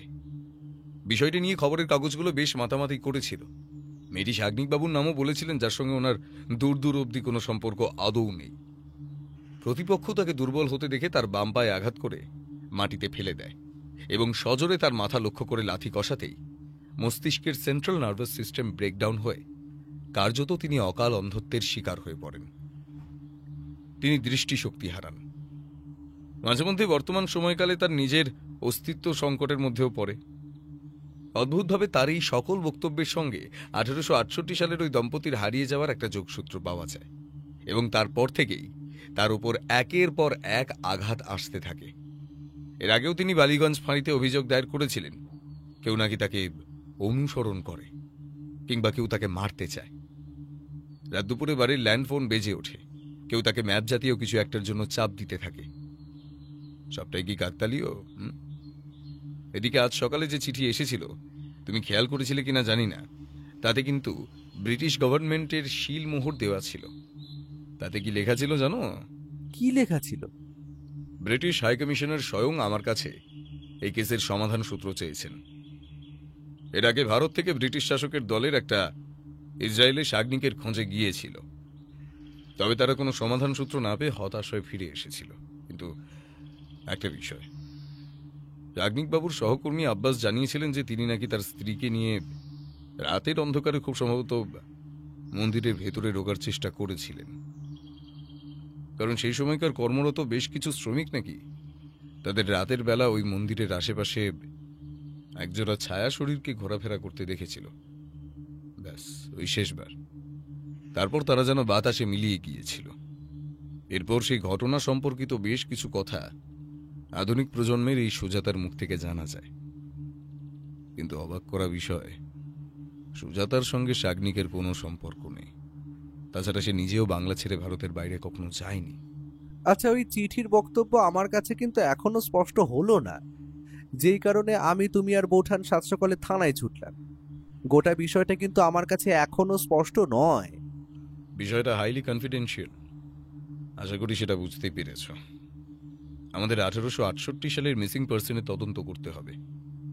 আমাদের ইসরায়েল যেতে হবে, গোটা বিষয়টা জেনে ব্রিটিশ এম্বাসিতে জানাতে হবে। তাছাড়া সুজাতা দেবীর বক্তব্যের সঙ্গেও ওই ঘটনার মিল পাওয়া গিয়েছে, তাই ওনাকেও সঙ্গে নিয়ে যেতে হবে।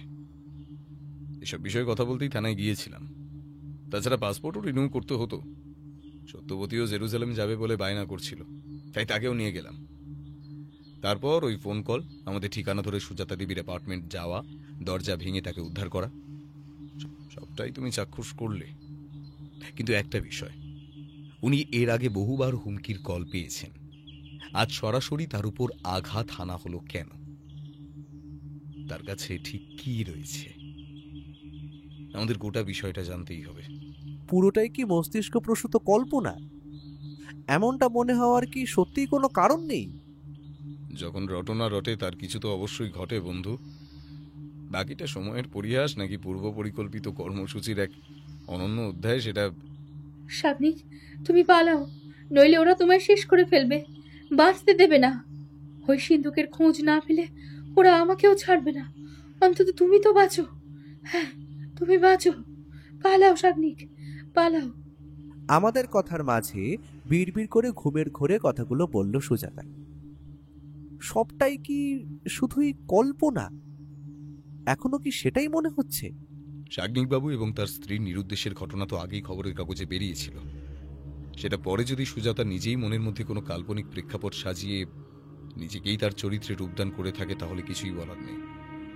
তবে যদি সবটা সত্যি হয়ে থাকে, একটা প্রশ্ন থেকেই যায়, সুজাতা এসব ভেতরের কথা জানলো কি করে? যদিও সে যা বলছে সেসব কতখানি বাস্তব আমরা কেউই জানি না। ও একটা বিশ্বাসঘাতক, মুখোশধারী শয়তান। ও আমাদের ব্যবহার করেছে। কথাগুলো বলতে বলতে এতক্ষণ পর থরমরিয়ে ঘুম থেকে উঠে বসলো সুজাতা। আপনি শান্ত হন সুজাতা দেবী, আমরা সবাই আপনার সঙ্গে রয়েছি। বাদামি চোখের মণি চারিদিকে ঘোরাতে ঘোরাতে সুজাতা বলে উঠল, আপনারা কে? মোসাদের সদস্য? আপনারা কি আমায় মারতে এসেছেন? আমি কিন্তু কিছু দেব না, প্রাণ যায় যাক, তবুও ওই জিনিসটা কিছুতেই দেব না। কি দেবেন না সুজাতা দেবী? আমরা স্পটে যে ইনহেলার পেয়েছি সেটা ওনাকে এক্ষুনি দাও, ওনার শ্বাসকষ্টের সমস্যা রয়েছে। কথাটা বলে হাঁপাতে লাগলো সে। আমি পকেট হাতড়েই ইনহেলারটা সুজাতার হাতে দিতেই সে সেটির খাপ খুলে মুখের ভেতর ঢুকিয়ে বার দুয়েক চাপ দিতেই এতক্ষণে স্বস্তির নিঃশ্বাস ফেলল।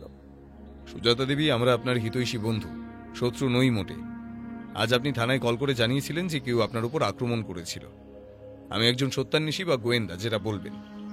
তো সেই সময় আমি এবং আমার বন্ধু থানায় একটি বিশেষ দরকারে গিয়েছিলাম। আপনার ফোন পেয়ে পুলিশের সঙ্গে আমরাও গিয়েছিলাম। আচ্ছা, আপনি কি তাকে চেনেন, কিংবা আগে তার গলা কখনো শুনেছিলেন? আপনি অজিতেশ বক্সী, মানে সত্যান্বেষী অজিতেশ বক্সী? এই প্রথম কেউ আমায় গোয়েন্দা না বলে সত্যান্বেষী বলে ডাকলো। বড় ভালো লাগলো সুজাতা দেবী। আপনি নিজে এসেছিলেন এ তো বিশ্বাস করতে পারছি না। আমি চোখে দেখতে পাই না। আসলে আমারই কিছু বক্তব্যের কারণে আজ চারিদিকে শত্রু তৈরি হয়েছে। আমি স্বপ্ন দেখি অজিতেশ বাবু, নানান স্বপ্ন, তবে সেটা একটা জায়গার স্বপ্ন। সেই ছোটবেলা থেকেই দেখি জানেন, একটা মন্দির, বেশ কিছু লোক, সাগ্নিক। এই লোকটাকে আমি চিনি না, অথচ তাকে বারবার দেখতে পাই। আমি স্বপ্নে হাতে আঁকা একটা বিশেষ জায়গার মানচিত্র দেখেছিলাম। ঘুম ভাঙতেই সেটি কাগজে এঁকে ফেলি। এমনটা আগে কখনো করিনি জানেন। তারপর একটা কম্পিটিশন, আমি নক আউট হলাম। ওই দিনের পর থেকেই নানান হুমকির কল আসতে থাকে। আজ যে এসেছিল তার গলা ভারী চেনা ঠেকলো জানেন। জানি না উনি কে। উনি বলছিলেন অতীতের সেই জায়গা থেকে সবটা শুরু করবেন যেখানে এই গল্পের সমাপ্তি ঘটেছিল। আপনার এই স্বপ্ন বা গল্প বা কল্পনা নাকি বাস্তব, সেই ব্যাপারে এই মুহূর্তে কিছুই বলতে চাই না আর কি। তবে বর্তমান সময়ে জেরুজালেমে এক ভগ্নপ্রায় মন্দিরকে ঘিরে বেশ উত্তেজনা তৈরি হয়েছে। দুটো ডেড বডি পাওয়া গিয়েছে এবং সন্দেহ করা হচ্ছে যে সেগুলো 1868 সালে হারিয়ে যাওয়া এক দম্পতির। একজন প্রাগ প্রত্নতত্ত্ববিদ সাগ্নিক এবং অন্যটি খুব সম্ভবত তার স্ত্রী কিংবা প্রেমিকা। সাগ্নিকের নামটা আপনি নিজেও ঘরের মধ্যে বহুবার বলেছেন। সবটা কেমন যেন একে অপরের সঙ্গে সম্পর্কিত মনে হচ্ছে। শুধু তাই নয়, আপনি আমার সঙ্গে অদ্ভুত এক ঘোরের মধ্যে হিব্রু ভাষাতে কথাও বলেছিলেন। আমি হিব্রু ভাষায় আপনার সাথে কথা বলেছি? আগে হ্যাঁ, যার উত্তরও আমি ওই ভাষাতেই দিয়েছিলাম। আমার মনে হচ্ছে এই সমস্ত প্রশ্নের উত্তর আমরা একমাত্র জেরুজালেম গিয়ে তবেই পেতে পারি। আপনি আমাদের সঙ্গে যাবেন তো? বেশ খানিকক্ষণ চুপ করে থম মেরে বসে রইল সুজাতা। নিজের সাথে লড়াইটা এখনো চালিয়ে যাচ্ছি অজিতেশ বাবু। পরিবারের কোনো সহায়তা পাইনি কখনো। কিক বক্সিং এর নাম করতে চেয়েছিলাম। বাড়ি থেকে চেয়েছিল সুবোধ বালিকার মতো বাংলা কিংবা ইতিহাসে স্নাতক নিয়ে পাশ করে বিয়ের পিড়িতে বসি। সেদিন আমি পারিনি। একা একটা ফ্ল্যাট ভাড়া নিয়ে থাকি। বাবা তো আমায় মেয়ে বলে মানতেও অস্বীকার করে। আমার কোনো পিছুটা নেই অজিতেশ বাবু। মরার আগে অন্তত পক্ষে একটা রহস্যের সমাধান বের করতে পারবো। ক্ষতি কি? প্রাণ গেলে যাবে, তবু অন্তত এর শেষ দেখে যাব। তবে তাই হবে। আমরা কালকেই রওনা দেব। প্রস্তুত থাকবেন। আমাদের গন্তব্যস্থল যখন এক, প্রশ্নের উত্তরও সেখানেই পাব। তবে আপনার উপর তার কিংবা তাদের কড়া নজর থাকবে, যারা এতদিন ধরে কিন্তু আপনাকে উত্তপ্ত করছিল। আপনি সেই ম্যাপ দেখতে চান অজিতেশ বাবু? যখন চোখটা ঠিক ছিল তখন এঁকেছিলাম। ওটা কি আপনার সঙ্গেই রয়েছে? সম্মতিসূচক মাথা নেড়ে নিজের অন্তর্বাসের ভেতর হাত ঢুকিয়ে একটা কাগজ টেনে বাইরে বার করল সে। ভাঁজ করা কাগজটা খুলতেই দেখা গেল সেখানে একটা হাতে আঁকা মানচিত্র রয়েছে। সমস্ত বিষয়টা আমার কাছে এখনো ভারী অদ্ভুত ঠেকছে। এটা আপনি আপনার কাছেই রেখে দিন। আপনি বিশ্বস্ত। আগেও আপনার নাম বহু জায়গায় শুনেছি।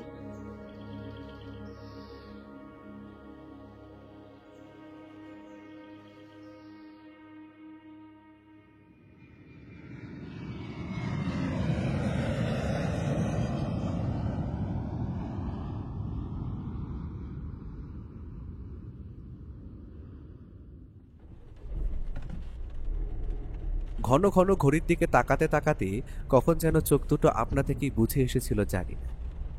এয়ারপোর্ট থেকে আমাদের গাড়িটা সোজা স্পটের দিকে এগিয়ে চলেছে। জেরুসালেমের এমন এক ঐতিহাসিক খনন কার্যের স্থান চিহ্নিত করতে বিশেষ বেগ পেতে হয়নি। জানা যায় 1868 সালের ওই খনন কার্যের সময় নাকি ধস নেমে ওই মন্দির সহ বেশ কিছু মানুষ মাটির তলায় তলিয়ে গিয়েছিল। তাই সেই সময় ওই কাজ অনির্দিষ্টকালের জন্য স্থগিত রাখা হলেও বর্তমান সময় আবারও ব্রিটিশ শাসক দল এবং ইসরায়েল সরকারের যৌথ তত্ত্বাবধানে কাজটি আবারও শুরু হয়েছে। এয়ারপোর্টে সমাপন অধিকারীও এসেছিলেন, যিনি বর্তমানে এই কাজের দায়িত্বে রয়েছেন। অজিতেশ ড্রাইভারের পাশের সিটে বসে এক মনে হাতে আঁকা সেই ম্যাপ দেখে চলেছে। আমার এক পাশে মাথায় ওড়না চাপা দিয়ে সুজাতা অঘরে ঘুমিয়ে চলেছে এবং অপর পাশে সমাপন বাবু বাইরে দৃষ্টি মেলে কি যেন চেয়ে রয়েছে। গাড়ির ভেতর এক অপার্থিব নৈঃশব্দ। কালো রাস্তার ওপর দিয়ে ছুটে চলেছে আমাদের ল্যান্ড রোভার। আসলে এরপর একটা পাহাড়ি উপত্যকার ওপর দিয়ে গাড়ি আমাদের সোজা মন্দিরের ধ্বংসাবশেষের সামনে নিয়ে যাবে। শুনেছি এর আগে নাকি আর একটা পথ দিয়ে যাওয়া যেত, তবে সেখানে গিয়ে বিশেষ লাভ হবে না, কারণ সেটি ছিল মন্দিরের আরেকটি প্রবেশপথ, যা ইতিমধ্যে বন্ধ হয়ে গিয়েছে। বিরাট ভূগর্ভস্থ মন্দিরটির আরেকটি প্রবেশপথ জুডিয়ান পর্বতমালার পাদদেশের একটা প্রান্তে আবিষ্কৃত হওয়ায় এই খনন কার্যের কাজ আবারও শুরু হয়েছে। সিগার চলবে? হঠাৎ নিস্তব্ধতা ভেঙে প্রশ্ন করলেন ইন্সপেক্টর সমাপন বাবু। আমি তখন এক অন্য ভাবের ঘরে ছিলাম, তাই প্রথমটায় শুনতে পাই। বৌঠানের আমাদের সাথেই আসার কথা ছিল বটে, কিন্তু শেষ পর্যন্ত এখানে বিপদ আসতে পারে এমনটা ভেবে তাকে কতদিনের জন্য গ্রামের একটি কুটুম বাড়িতে পাঠিয়ে দেয়। তবে ঠিক কোন ধরনের বিপদ আসতে পারে সেই ব্যাপারে এখনো নিজস্ব কোনো মতামত আমি ব্যক্ত করতে চাই না। সবটাই সময়ের অপেক্ষা। বলছি সিগার চলবে? হ্যাঁ হ্যাঁ সিগার চলবে। আমি ঘুমন্ত মেয়েটার দিকে তাকিয়ে দুই দিকে মাথা নেড়ে না করলাম, কারণ একটাই, সমাপন বাবু কিংবা ও দুজনেই জানলার ধারে রয়েছে। ধোঁয়া বাইরে বেরিয়ে যাবে, কিন্তু আমি মাঝে বসে রয়েছি। এমনিতে সিগার খুব একটা খাওয়া হয় না, কলকাতায় থাকলে সেই কাঁচি সিগারেট আমার আর ওর ভারী প্রিয়। তবে বিমানপথে তো সিগারেট সাথে করে আনতেও পারিনি। হঠাৎ ও সমাপন বাবুকে প্রশ্ন করল, আপনি তো সবটাই শুনলেন। এই মেয়েটি ছোট থেকেই নানান দৃশ্য দেখে, সেটাও আবার এখানকার। মাঝে মধ্যে আবার হিব্রুও বলে। হাতে আঁকা এই ম্যাপের বৈধতা সম্বন্ধে আপনার কি মত? সিগারের বাক্সটা ওর দিকে বাড়াতে বাড়াতে সমাপন বাবু নিজের ঠোঁটে রাখা সিগারটা জ্বালিয়ে বললেন, ম্যাপের মধ্যে মন্দিরের প্রবেশপথ যেদিকে দেখানো হয়েছে তাকিয়ে দেখুন, তার আশেপাশে ছোট ছোট কয়েকটি বাড়ি এবং রাস্তা দেখা যাচ্ছে। পাহাড়ি উপত্যকার বা মৃত সাগরের চিহ্ন মাত্র নেই, যা দেখে এটাই অনুমান করতে পারছি যে আগে মন্দিরের প্রবেশপথ যেদিকে ছিল এটা সেই সময়কার মানচিত্র। কিন্তু অদ্ভুত বিষয়, মেয়েটি এটা জানলো কি করে, আঁকলই বা কিভাবে? এই একই প্রশ্ন আমার মাথাতেও এসেছে সমাপনবাবু। ব্রিটিশ গভর্নমেন্ট আমায় এবং আপনাকে একটি বিশেষ কাজের দায়িত্ব দিয়ে পাঠিয়েছেন। হ্যাঁ, অদ্ভুতভাবে আপনার বয়ান অনুযায়ী সেটি এই মেয়েটির জবানবন্দির সাথেও মিলে যায়। আমরা বেশ কিছু লাশ উদ্ধার করেছিলাম। একটা গোপন তথ্য বলি, ধস কিন্তু ওই দিন এমনি এমনি নামেনি, ধস নামানো হয়েছিল। মাটির তলায় বহু মানুষ মারা গিয়েছিল।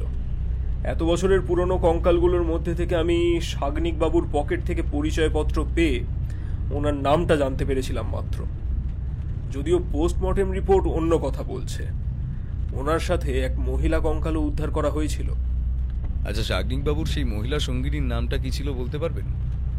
কারণ ওই সময়কার বিমান যাত্রীদের তালিকা পাওয়াটা একটু শক্ত কাজ। যদিও একটা রাফ খসড়া পেয়েছি, কিন্তু ওই মহিলা সঙ্গিনীর নামটা রেকর্ডে এখনো খুঁজে পাইনি। আমিও সঠিকভাবে বলতে পারবো না। মন্দিরের ধ্বংসস্তূপে ডায়নামাইটের প্রয়োগ হয়েছিল। আমরা তার কিছু স্যাম্পল পেয়েছি। ধ্বংসস্তূপের নিচে চাপা পড়ে থাকা বহু আগ্নেয়াস্ত্র। আগ্নেয়াস্ত্র নিয়ে কেউ মন্দিরের ভেতর কেন ঢুকবে জানা নেই। তখনকার সময় এই গোটা অভিযান খুব সম্ভবত আব্বাস নামের একজনের তত্ত্বাবধানে হয়েছিল। অন্তত পুরনো রেকর্ড সেই কথাই বলছে। উনিও সম্ভবত মারা গিয়েছিলেন, তবে ওনার একজন ভৃত্য আজও জীবিত রয়েছে। গুলি কি এখন পাওয়া যাবে? কোথায় আর পাবেন? ব্যাটা তো ওই রাতের পর থেকেই উন্মাদের ন্যায় ওই ধ্বংসস্তূপের কাছে ঘুরে বেড়ায়, আর যাকেই দেখে তাকে ডেকে একটাই কথা বলে। কি বলে? ম্যাডামকে কোথাও দেখেছেন? দেখলে ওনাকে জানাবেন। আমি কিন্তু বিশ্বাসঘাতক নই, আমি বাঁচাতে চেয়েছিলাম, সবটা ঠিক করতে চেয়েছিলাম, কেউ আমার কোনো কথা শোনেনি। আচ্ছা, মোসাদের অর্থ কি সমাপন বাবু? মোসাদ? কিন্তু কেন? সুজাতা দেবী ওই দিন জ্ঞান ফেরার পর আমাদের দেখে জিজ্ঞেস করেছিলেন যে আমরা মোসাদের লোক কিনা। আমি যতদূর জানি এখানকার আইএসআই এজেন্টদের মোসাদ বলা হয়। আচ্ছা, আপনি কি ওনার বলা প্রতিটা কথাকে সিরিয়াস নিচ্ছেন? না নিয়ে উপায় কই? যে জীবনে জেরুজালেম আসেনি সে এত সব তথ্য কিভাবে দিতে পারে? ঘটাং শব্দ করে আমাদের গাড়িটা একটি সুউচ্চ পাহাড়ের পাদদেশে এসে থামতেই এতক্ষণে সুজাতার আড়মোড়া ভেঙে জেগে উঠল। আমরা কি পৌঁছে গেছি? তাই তো মনে হচ্ছে সুজাতা দেবী। আমরা আগে নেমে আপনাকে বাইরে বের করছি, কেমন? নইলে পাহাড়ি রাস্তায় হোঁচটকে পড়ে গেলে একটা রক্তারক্তি কাণ্ড ঘটবে। বেশ। এক এক করে সমাপন বাবু, আমি ও গাড়ির ভেতর থেকে বাইরে বেরিয়ে এলাম। শেষে আমার হাত ধরে মাটিতে পা রাখল সুজাতা। নাক দিয়ে একটা দীর্ঘশ্বাস টেনে বলল, বাতাসে কেমন জানি বারুদ বারুদ গন্ধ, চারিদিকে অসংখ্য মানুষের কান ফাটা হাহাকার, বন্দুকের গুলির শব্দ, টুকরো টুকরো ভাষা ভাষা কিছু কথা, তারপরেই প্রবল বিস্ফোরণ, এক চোখ ধাঁধানো আলো, এবং তারপর সব শান্ত। না, এবার ঘুমের ঘোরে নয়, বরং সজ্ঞানে কথাগুলো বলে সুজাতা ওকে উদ্দেশ্য করে বলল, জানি পাগলের প্রলাপ মনে হচ্ছে, ভাবছেন একজন অন্ধ মানুষকে এত দূর টেনে এনে আখেরে কি লাভ হবে। সত্যি বলতে আমিও জানি না, তবে এখানকার বাতাস আমার বড় চেনা, আমি যে তাদের শুনতে পাই। শেষের কথাগুলো বেশ চাপা গলায় বলল সে। ঠিক সেই মুহূর্তে এক অদ্ভুত দর্শন কঙ্কালসার ব্যক্তি যেন আমাদের সামনে মাটি ফুঁড়ে উদয় হলো। যার কথা বলতে বলতে আসছিলেন সে নিজেই সশরীরে উপস্থিত হয়েছে। আমিও তার দিকে ঘুরে চাইলাম।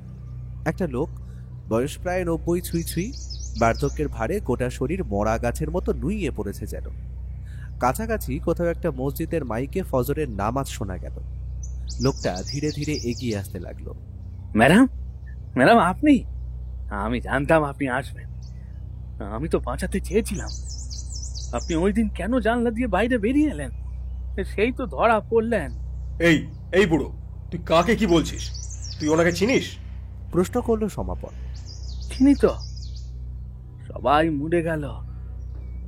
আমার বাবু আর ওই সেলিম ঘরে ঢুকে ম্যাডামকে দেখতে না পেয়ে আমার উপর বেশ চোটপাট শুরু করলো। আমি কিন্তু আগেই দেখেছিলাম, কলতলায় বাসন ধুচ্ছিলাম যে, আমি দেখেছিলাম পালাতে, কিন্তু কাউকে বলিনি, আল্লাহর কসম কাউকে বলিনি। তবুও উনি ধরা পড়লেন। আব্বাস ভাইয়ের যে ওই ম্যাপ দরকার ছিল, তার যে বড্ড লোক। হঠাৎ সুজাতা কেমন যেন উন্মাদের মতো তার দিকে তেড়ে গিয়ে বুড়োটার গলা চেপে ধরে চিৎকার করে বলে উঠল, তুমি সবটা জানো, তুমি আমার খাবারে বিষ মিশিয়েছিলে, আমি সবটা দেখেছি। ওই বিড়ালটা মারা গিয়েছিল। না ম্যাডাম, ওতে বিষ ছিল না, ছিল ঘুমের ওষুধ। হ্যাঁ, মিশিয়েছিলাম, তবে এই আদেশ আব্বাস ভাই দেননি। তবে ওষুধ বলতে যা বোঝায় তেমনটা মোটেই নয়। ওটা একটা বিশেষ ধরনের গাছের শেকড়, যা মানুষকে ঘুম পাড়িয়ে রাখে।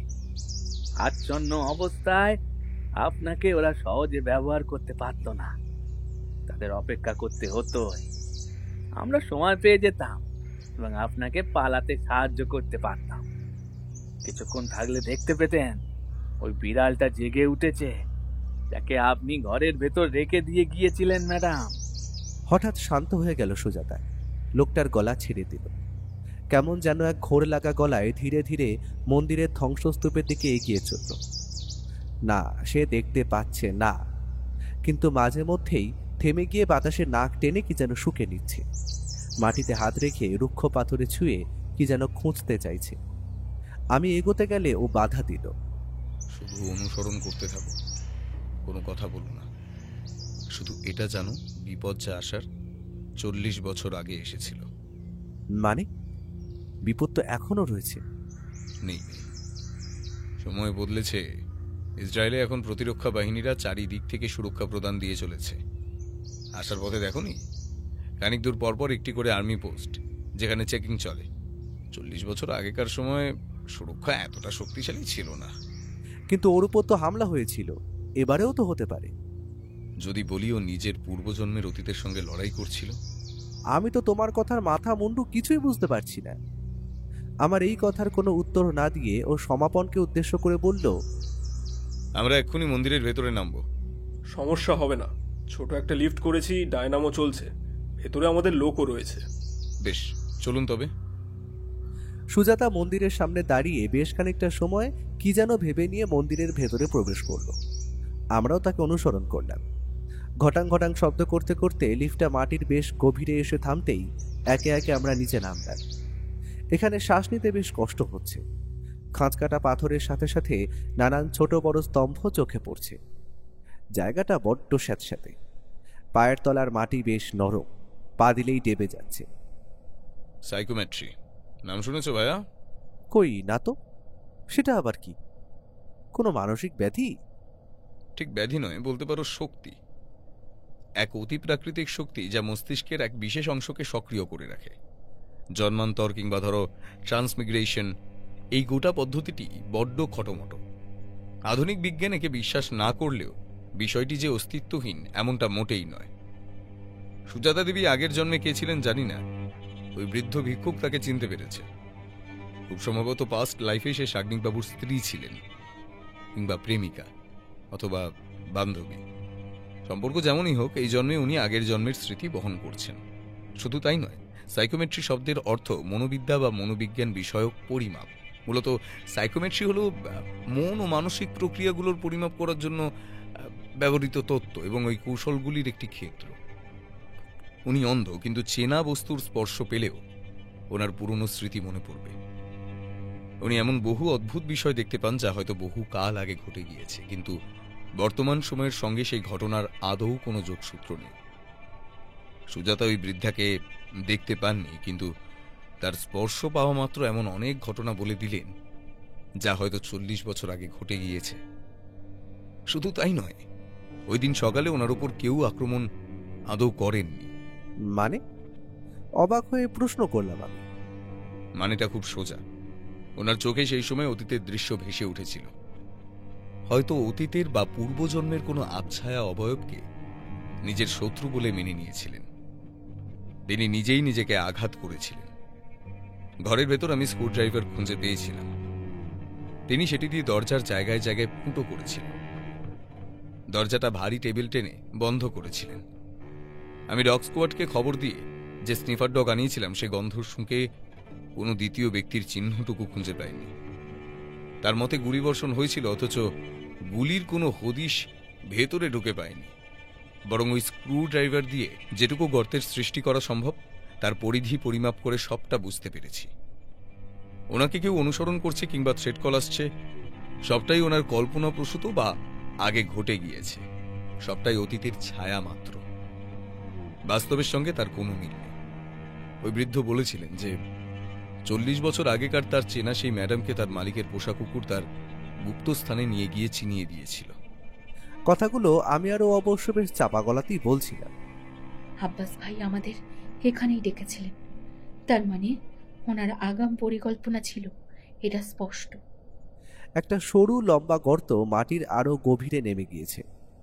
মাটির দিকে ঝুঁকে জায়গাটা হাতড়ে সুজাতা বলে উঠল, আমরা এই পথে বেরোনোর চেষ্টা করেছিলাম, তারপর এক কান ফাটানো বিস্ফোরণ, চারিদিকে প্রচুর ধোঁয়া, সবটা যেন চোখের সামনে দেখতে পাচ্ছি। অজিতেশবাবু, আমাদের এই সরু গর্তের মধ্যে দিয়ে হামাগুড়ি দিতে দিতে মন্দিরের অপর প্রান্তে যেতে হবে।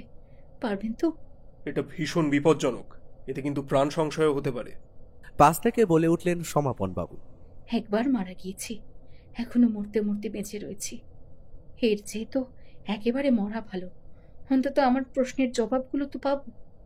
প্রশ্ন আপনাদেরও রয়েছে, যাবেন নাকি পিঠ টান দেবেন? যাব নয়, যাচ্ছি, সেটাও এই মুহূর্তে। দৃঢ় গলায় বলে উঠল। তার কথা শুনে আমি চমকে উঠলাম। ঠিক সেই সময় কেউ যেন পেছন থেকে হাততালি দিয়ে উঠল। পেয়েছি! এই এটাই তো, সবাই তো ওখানেই আছে। এই পথ তৈরি করা হয়েছে, আমি জানি, আমি দেখেছি। কখন যেন সেই পাগলটা পেছনে এসে দাঁড়িয়েছে তা খেয়ালই করিনি। তুমি যাবে? যাবো যাবো যাবো যাবো যাবো, আমি যাব। আমি সেদিনও গেছিলাম জানেন। আর কথা বাড়ালো না সে। মাটিতে ঝুঁকে হামাগুড়ি দিতে দিতে ওই গর্তের মধ্যে মুখ ঢোকালো। ধীরে ধীরে গোটা মাথা, তারপর শরীর এবং শেষে দুটো পা ধীরে ধীরে মিলিয়ে গেল। আমরাও দক্ষ মিলিটারির মতো গুঁড়ি মেরে গর্তের মধ্যে দিয়ে ধীরে ধীরে এগিয়ে যেতে লাগলাম। ইতস্তত ছড়িয়ে রয়েছে নানান যন্ত্র। মাটির ওপর পড়ে রয়েছে বেশ কয়েকটি মৃত শরীর। তাদের চামড়া কঙ্কালের সাথে লেগে রয়েছে। কোটরাগত দুই চোখের ভেতর দিয়ে বেরিয়ে আসছে কালো কালো পোকা। নাকে এক অদ্ভুত গন্ধ এসে ঠেকছে। হ্যাঁ, গন্ধ, তীব্র ঝাঁঝালো গন্ধ। চোখের সামনে দৃশ্যপট ধীরে ধীরে পরিবর্তিত হচ্ছে। ও চারিদিকে দৃশ্য দেখে অবাক হয়ে থেমে গেছে। ওর মাথা যেন কাজ করছে না। চারিদিকে চোখ ধাঁধানো আলো, সোনার স্তম্ভ, সোনার দরজা, সোনার থাম, মাটিতে পড়ে রয়েছে শয়ে শয়ে সোনার মোহর। সমাপনবাবু একই জায়গায় দাঁড়িয়ে ঘরটির চারিদিকে গোল গোল করে ঘুরতে ঘুরতে কি যেন দেখে চলেছে। ওই পাগলটা আর সুজাতা, এই দুজনের গতিবিধি আমাদের থেকে বেশ আলাদা। পাগলটা সুজাতার একটা হাত চেপে ধরে রেখেছে।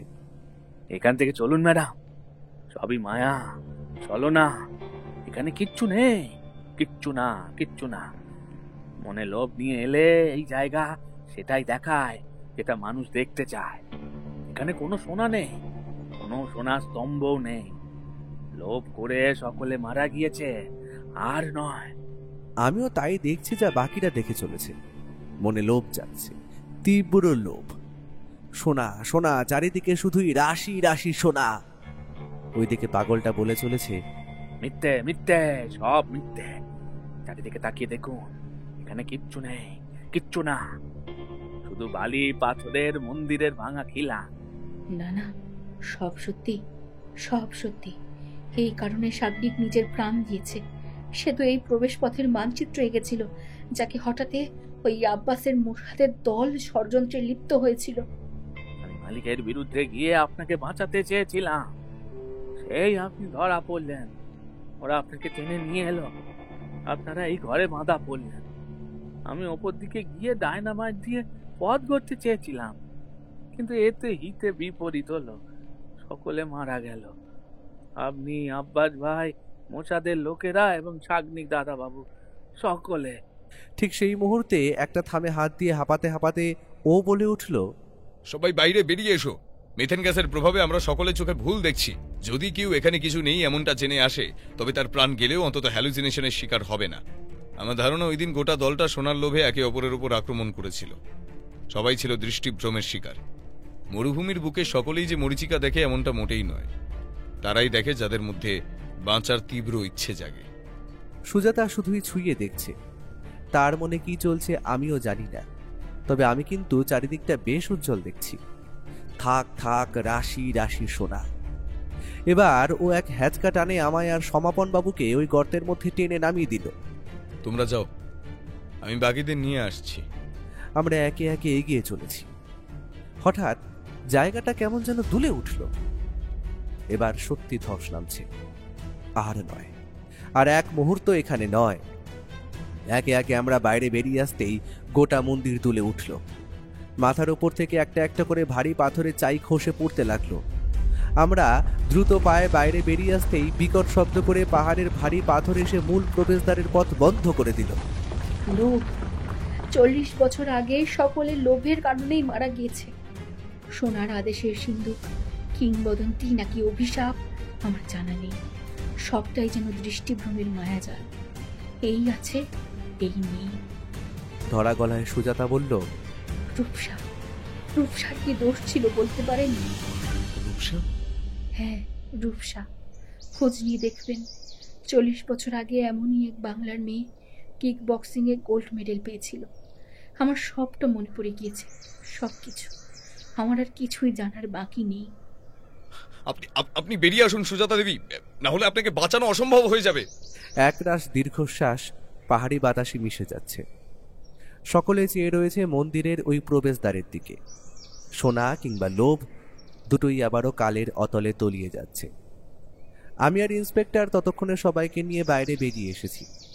ও ততক্ষণে আমাদের কাছে এসে হাঁপাতে হাঁপাতে বলল,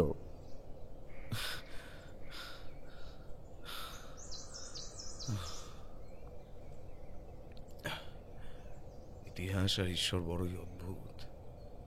একই মানুষ দুইজন একই জায়গায় একইভাবে মারা গেল। তার মানে তুমি কি বলতে চাইছো?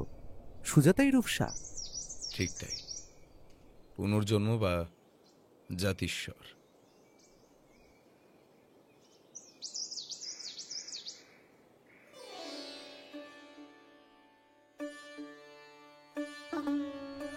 আজকের মতো আমাদের গল্পের আসর এখানেই শেষ হলো। আপনারা এতক্ষণ শুনছিলেন লেখক আর্য রায়ের কলমে অপারেশন ইসরায়েল। এবার পালা আগের গল্পের সাউট আউট পর্বে তাদের নামগুলো উল্লেখ করার। উত্তর দিয়েছিলেন অনামিকা মিত্র, অপর্ণা রায়, শুভ চক্রবর্তী, মধুমিতা, সোমা সেন, সুস্মিতা দাস, মুন্না সরকার, শাহানা ঘোষ, গিয়াস, রোজিনা, রিয়াশা, স্বস্তিকা চক্রবর্তী, গৌরী ব্যানার্জি, শম্পা মজুমদার, শুক্লা সরকার, সঙ্গীতা চক্রবর্তী, নবনীতা বিশ্বাস, মধু রায়, শঙ্কর রায়, নন্দন কুণ্ডু এবং লিপিকা বোস। গল্পটা আশা করি আপনাদের খুব ভালো লেগেছে। আর খুব বেশি ভালো লাগলে আমাদের গল্পের আসরকে সাবস্ক্রাইব করতে ভুলবেন না কিন্তু। না, জোরাজোরি নেই, যদি ভালো লাগে তবেই করবেন। তাহলে সবাই খুব ভালোবাসা নেবেন আর খুব ভালো থাকবেন। আজকের মতো গল্পের আসর সাইনিং অফ।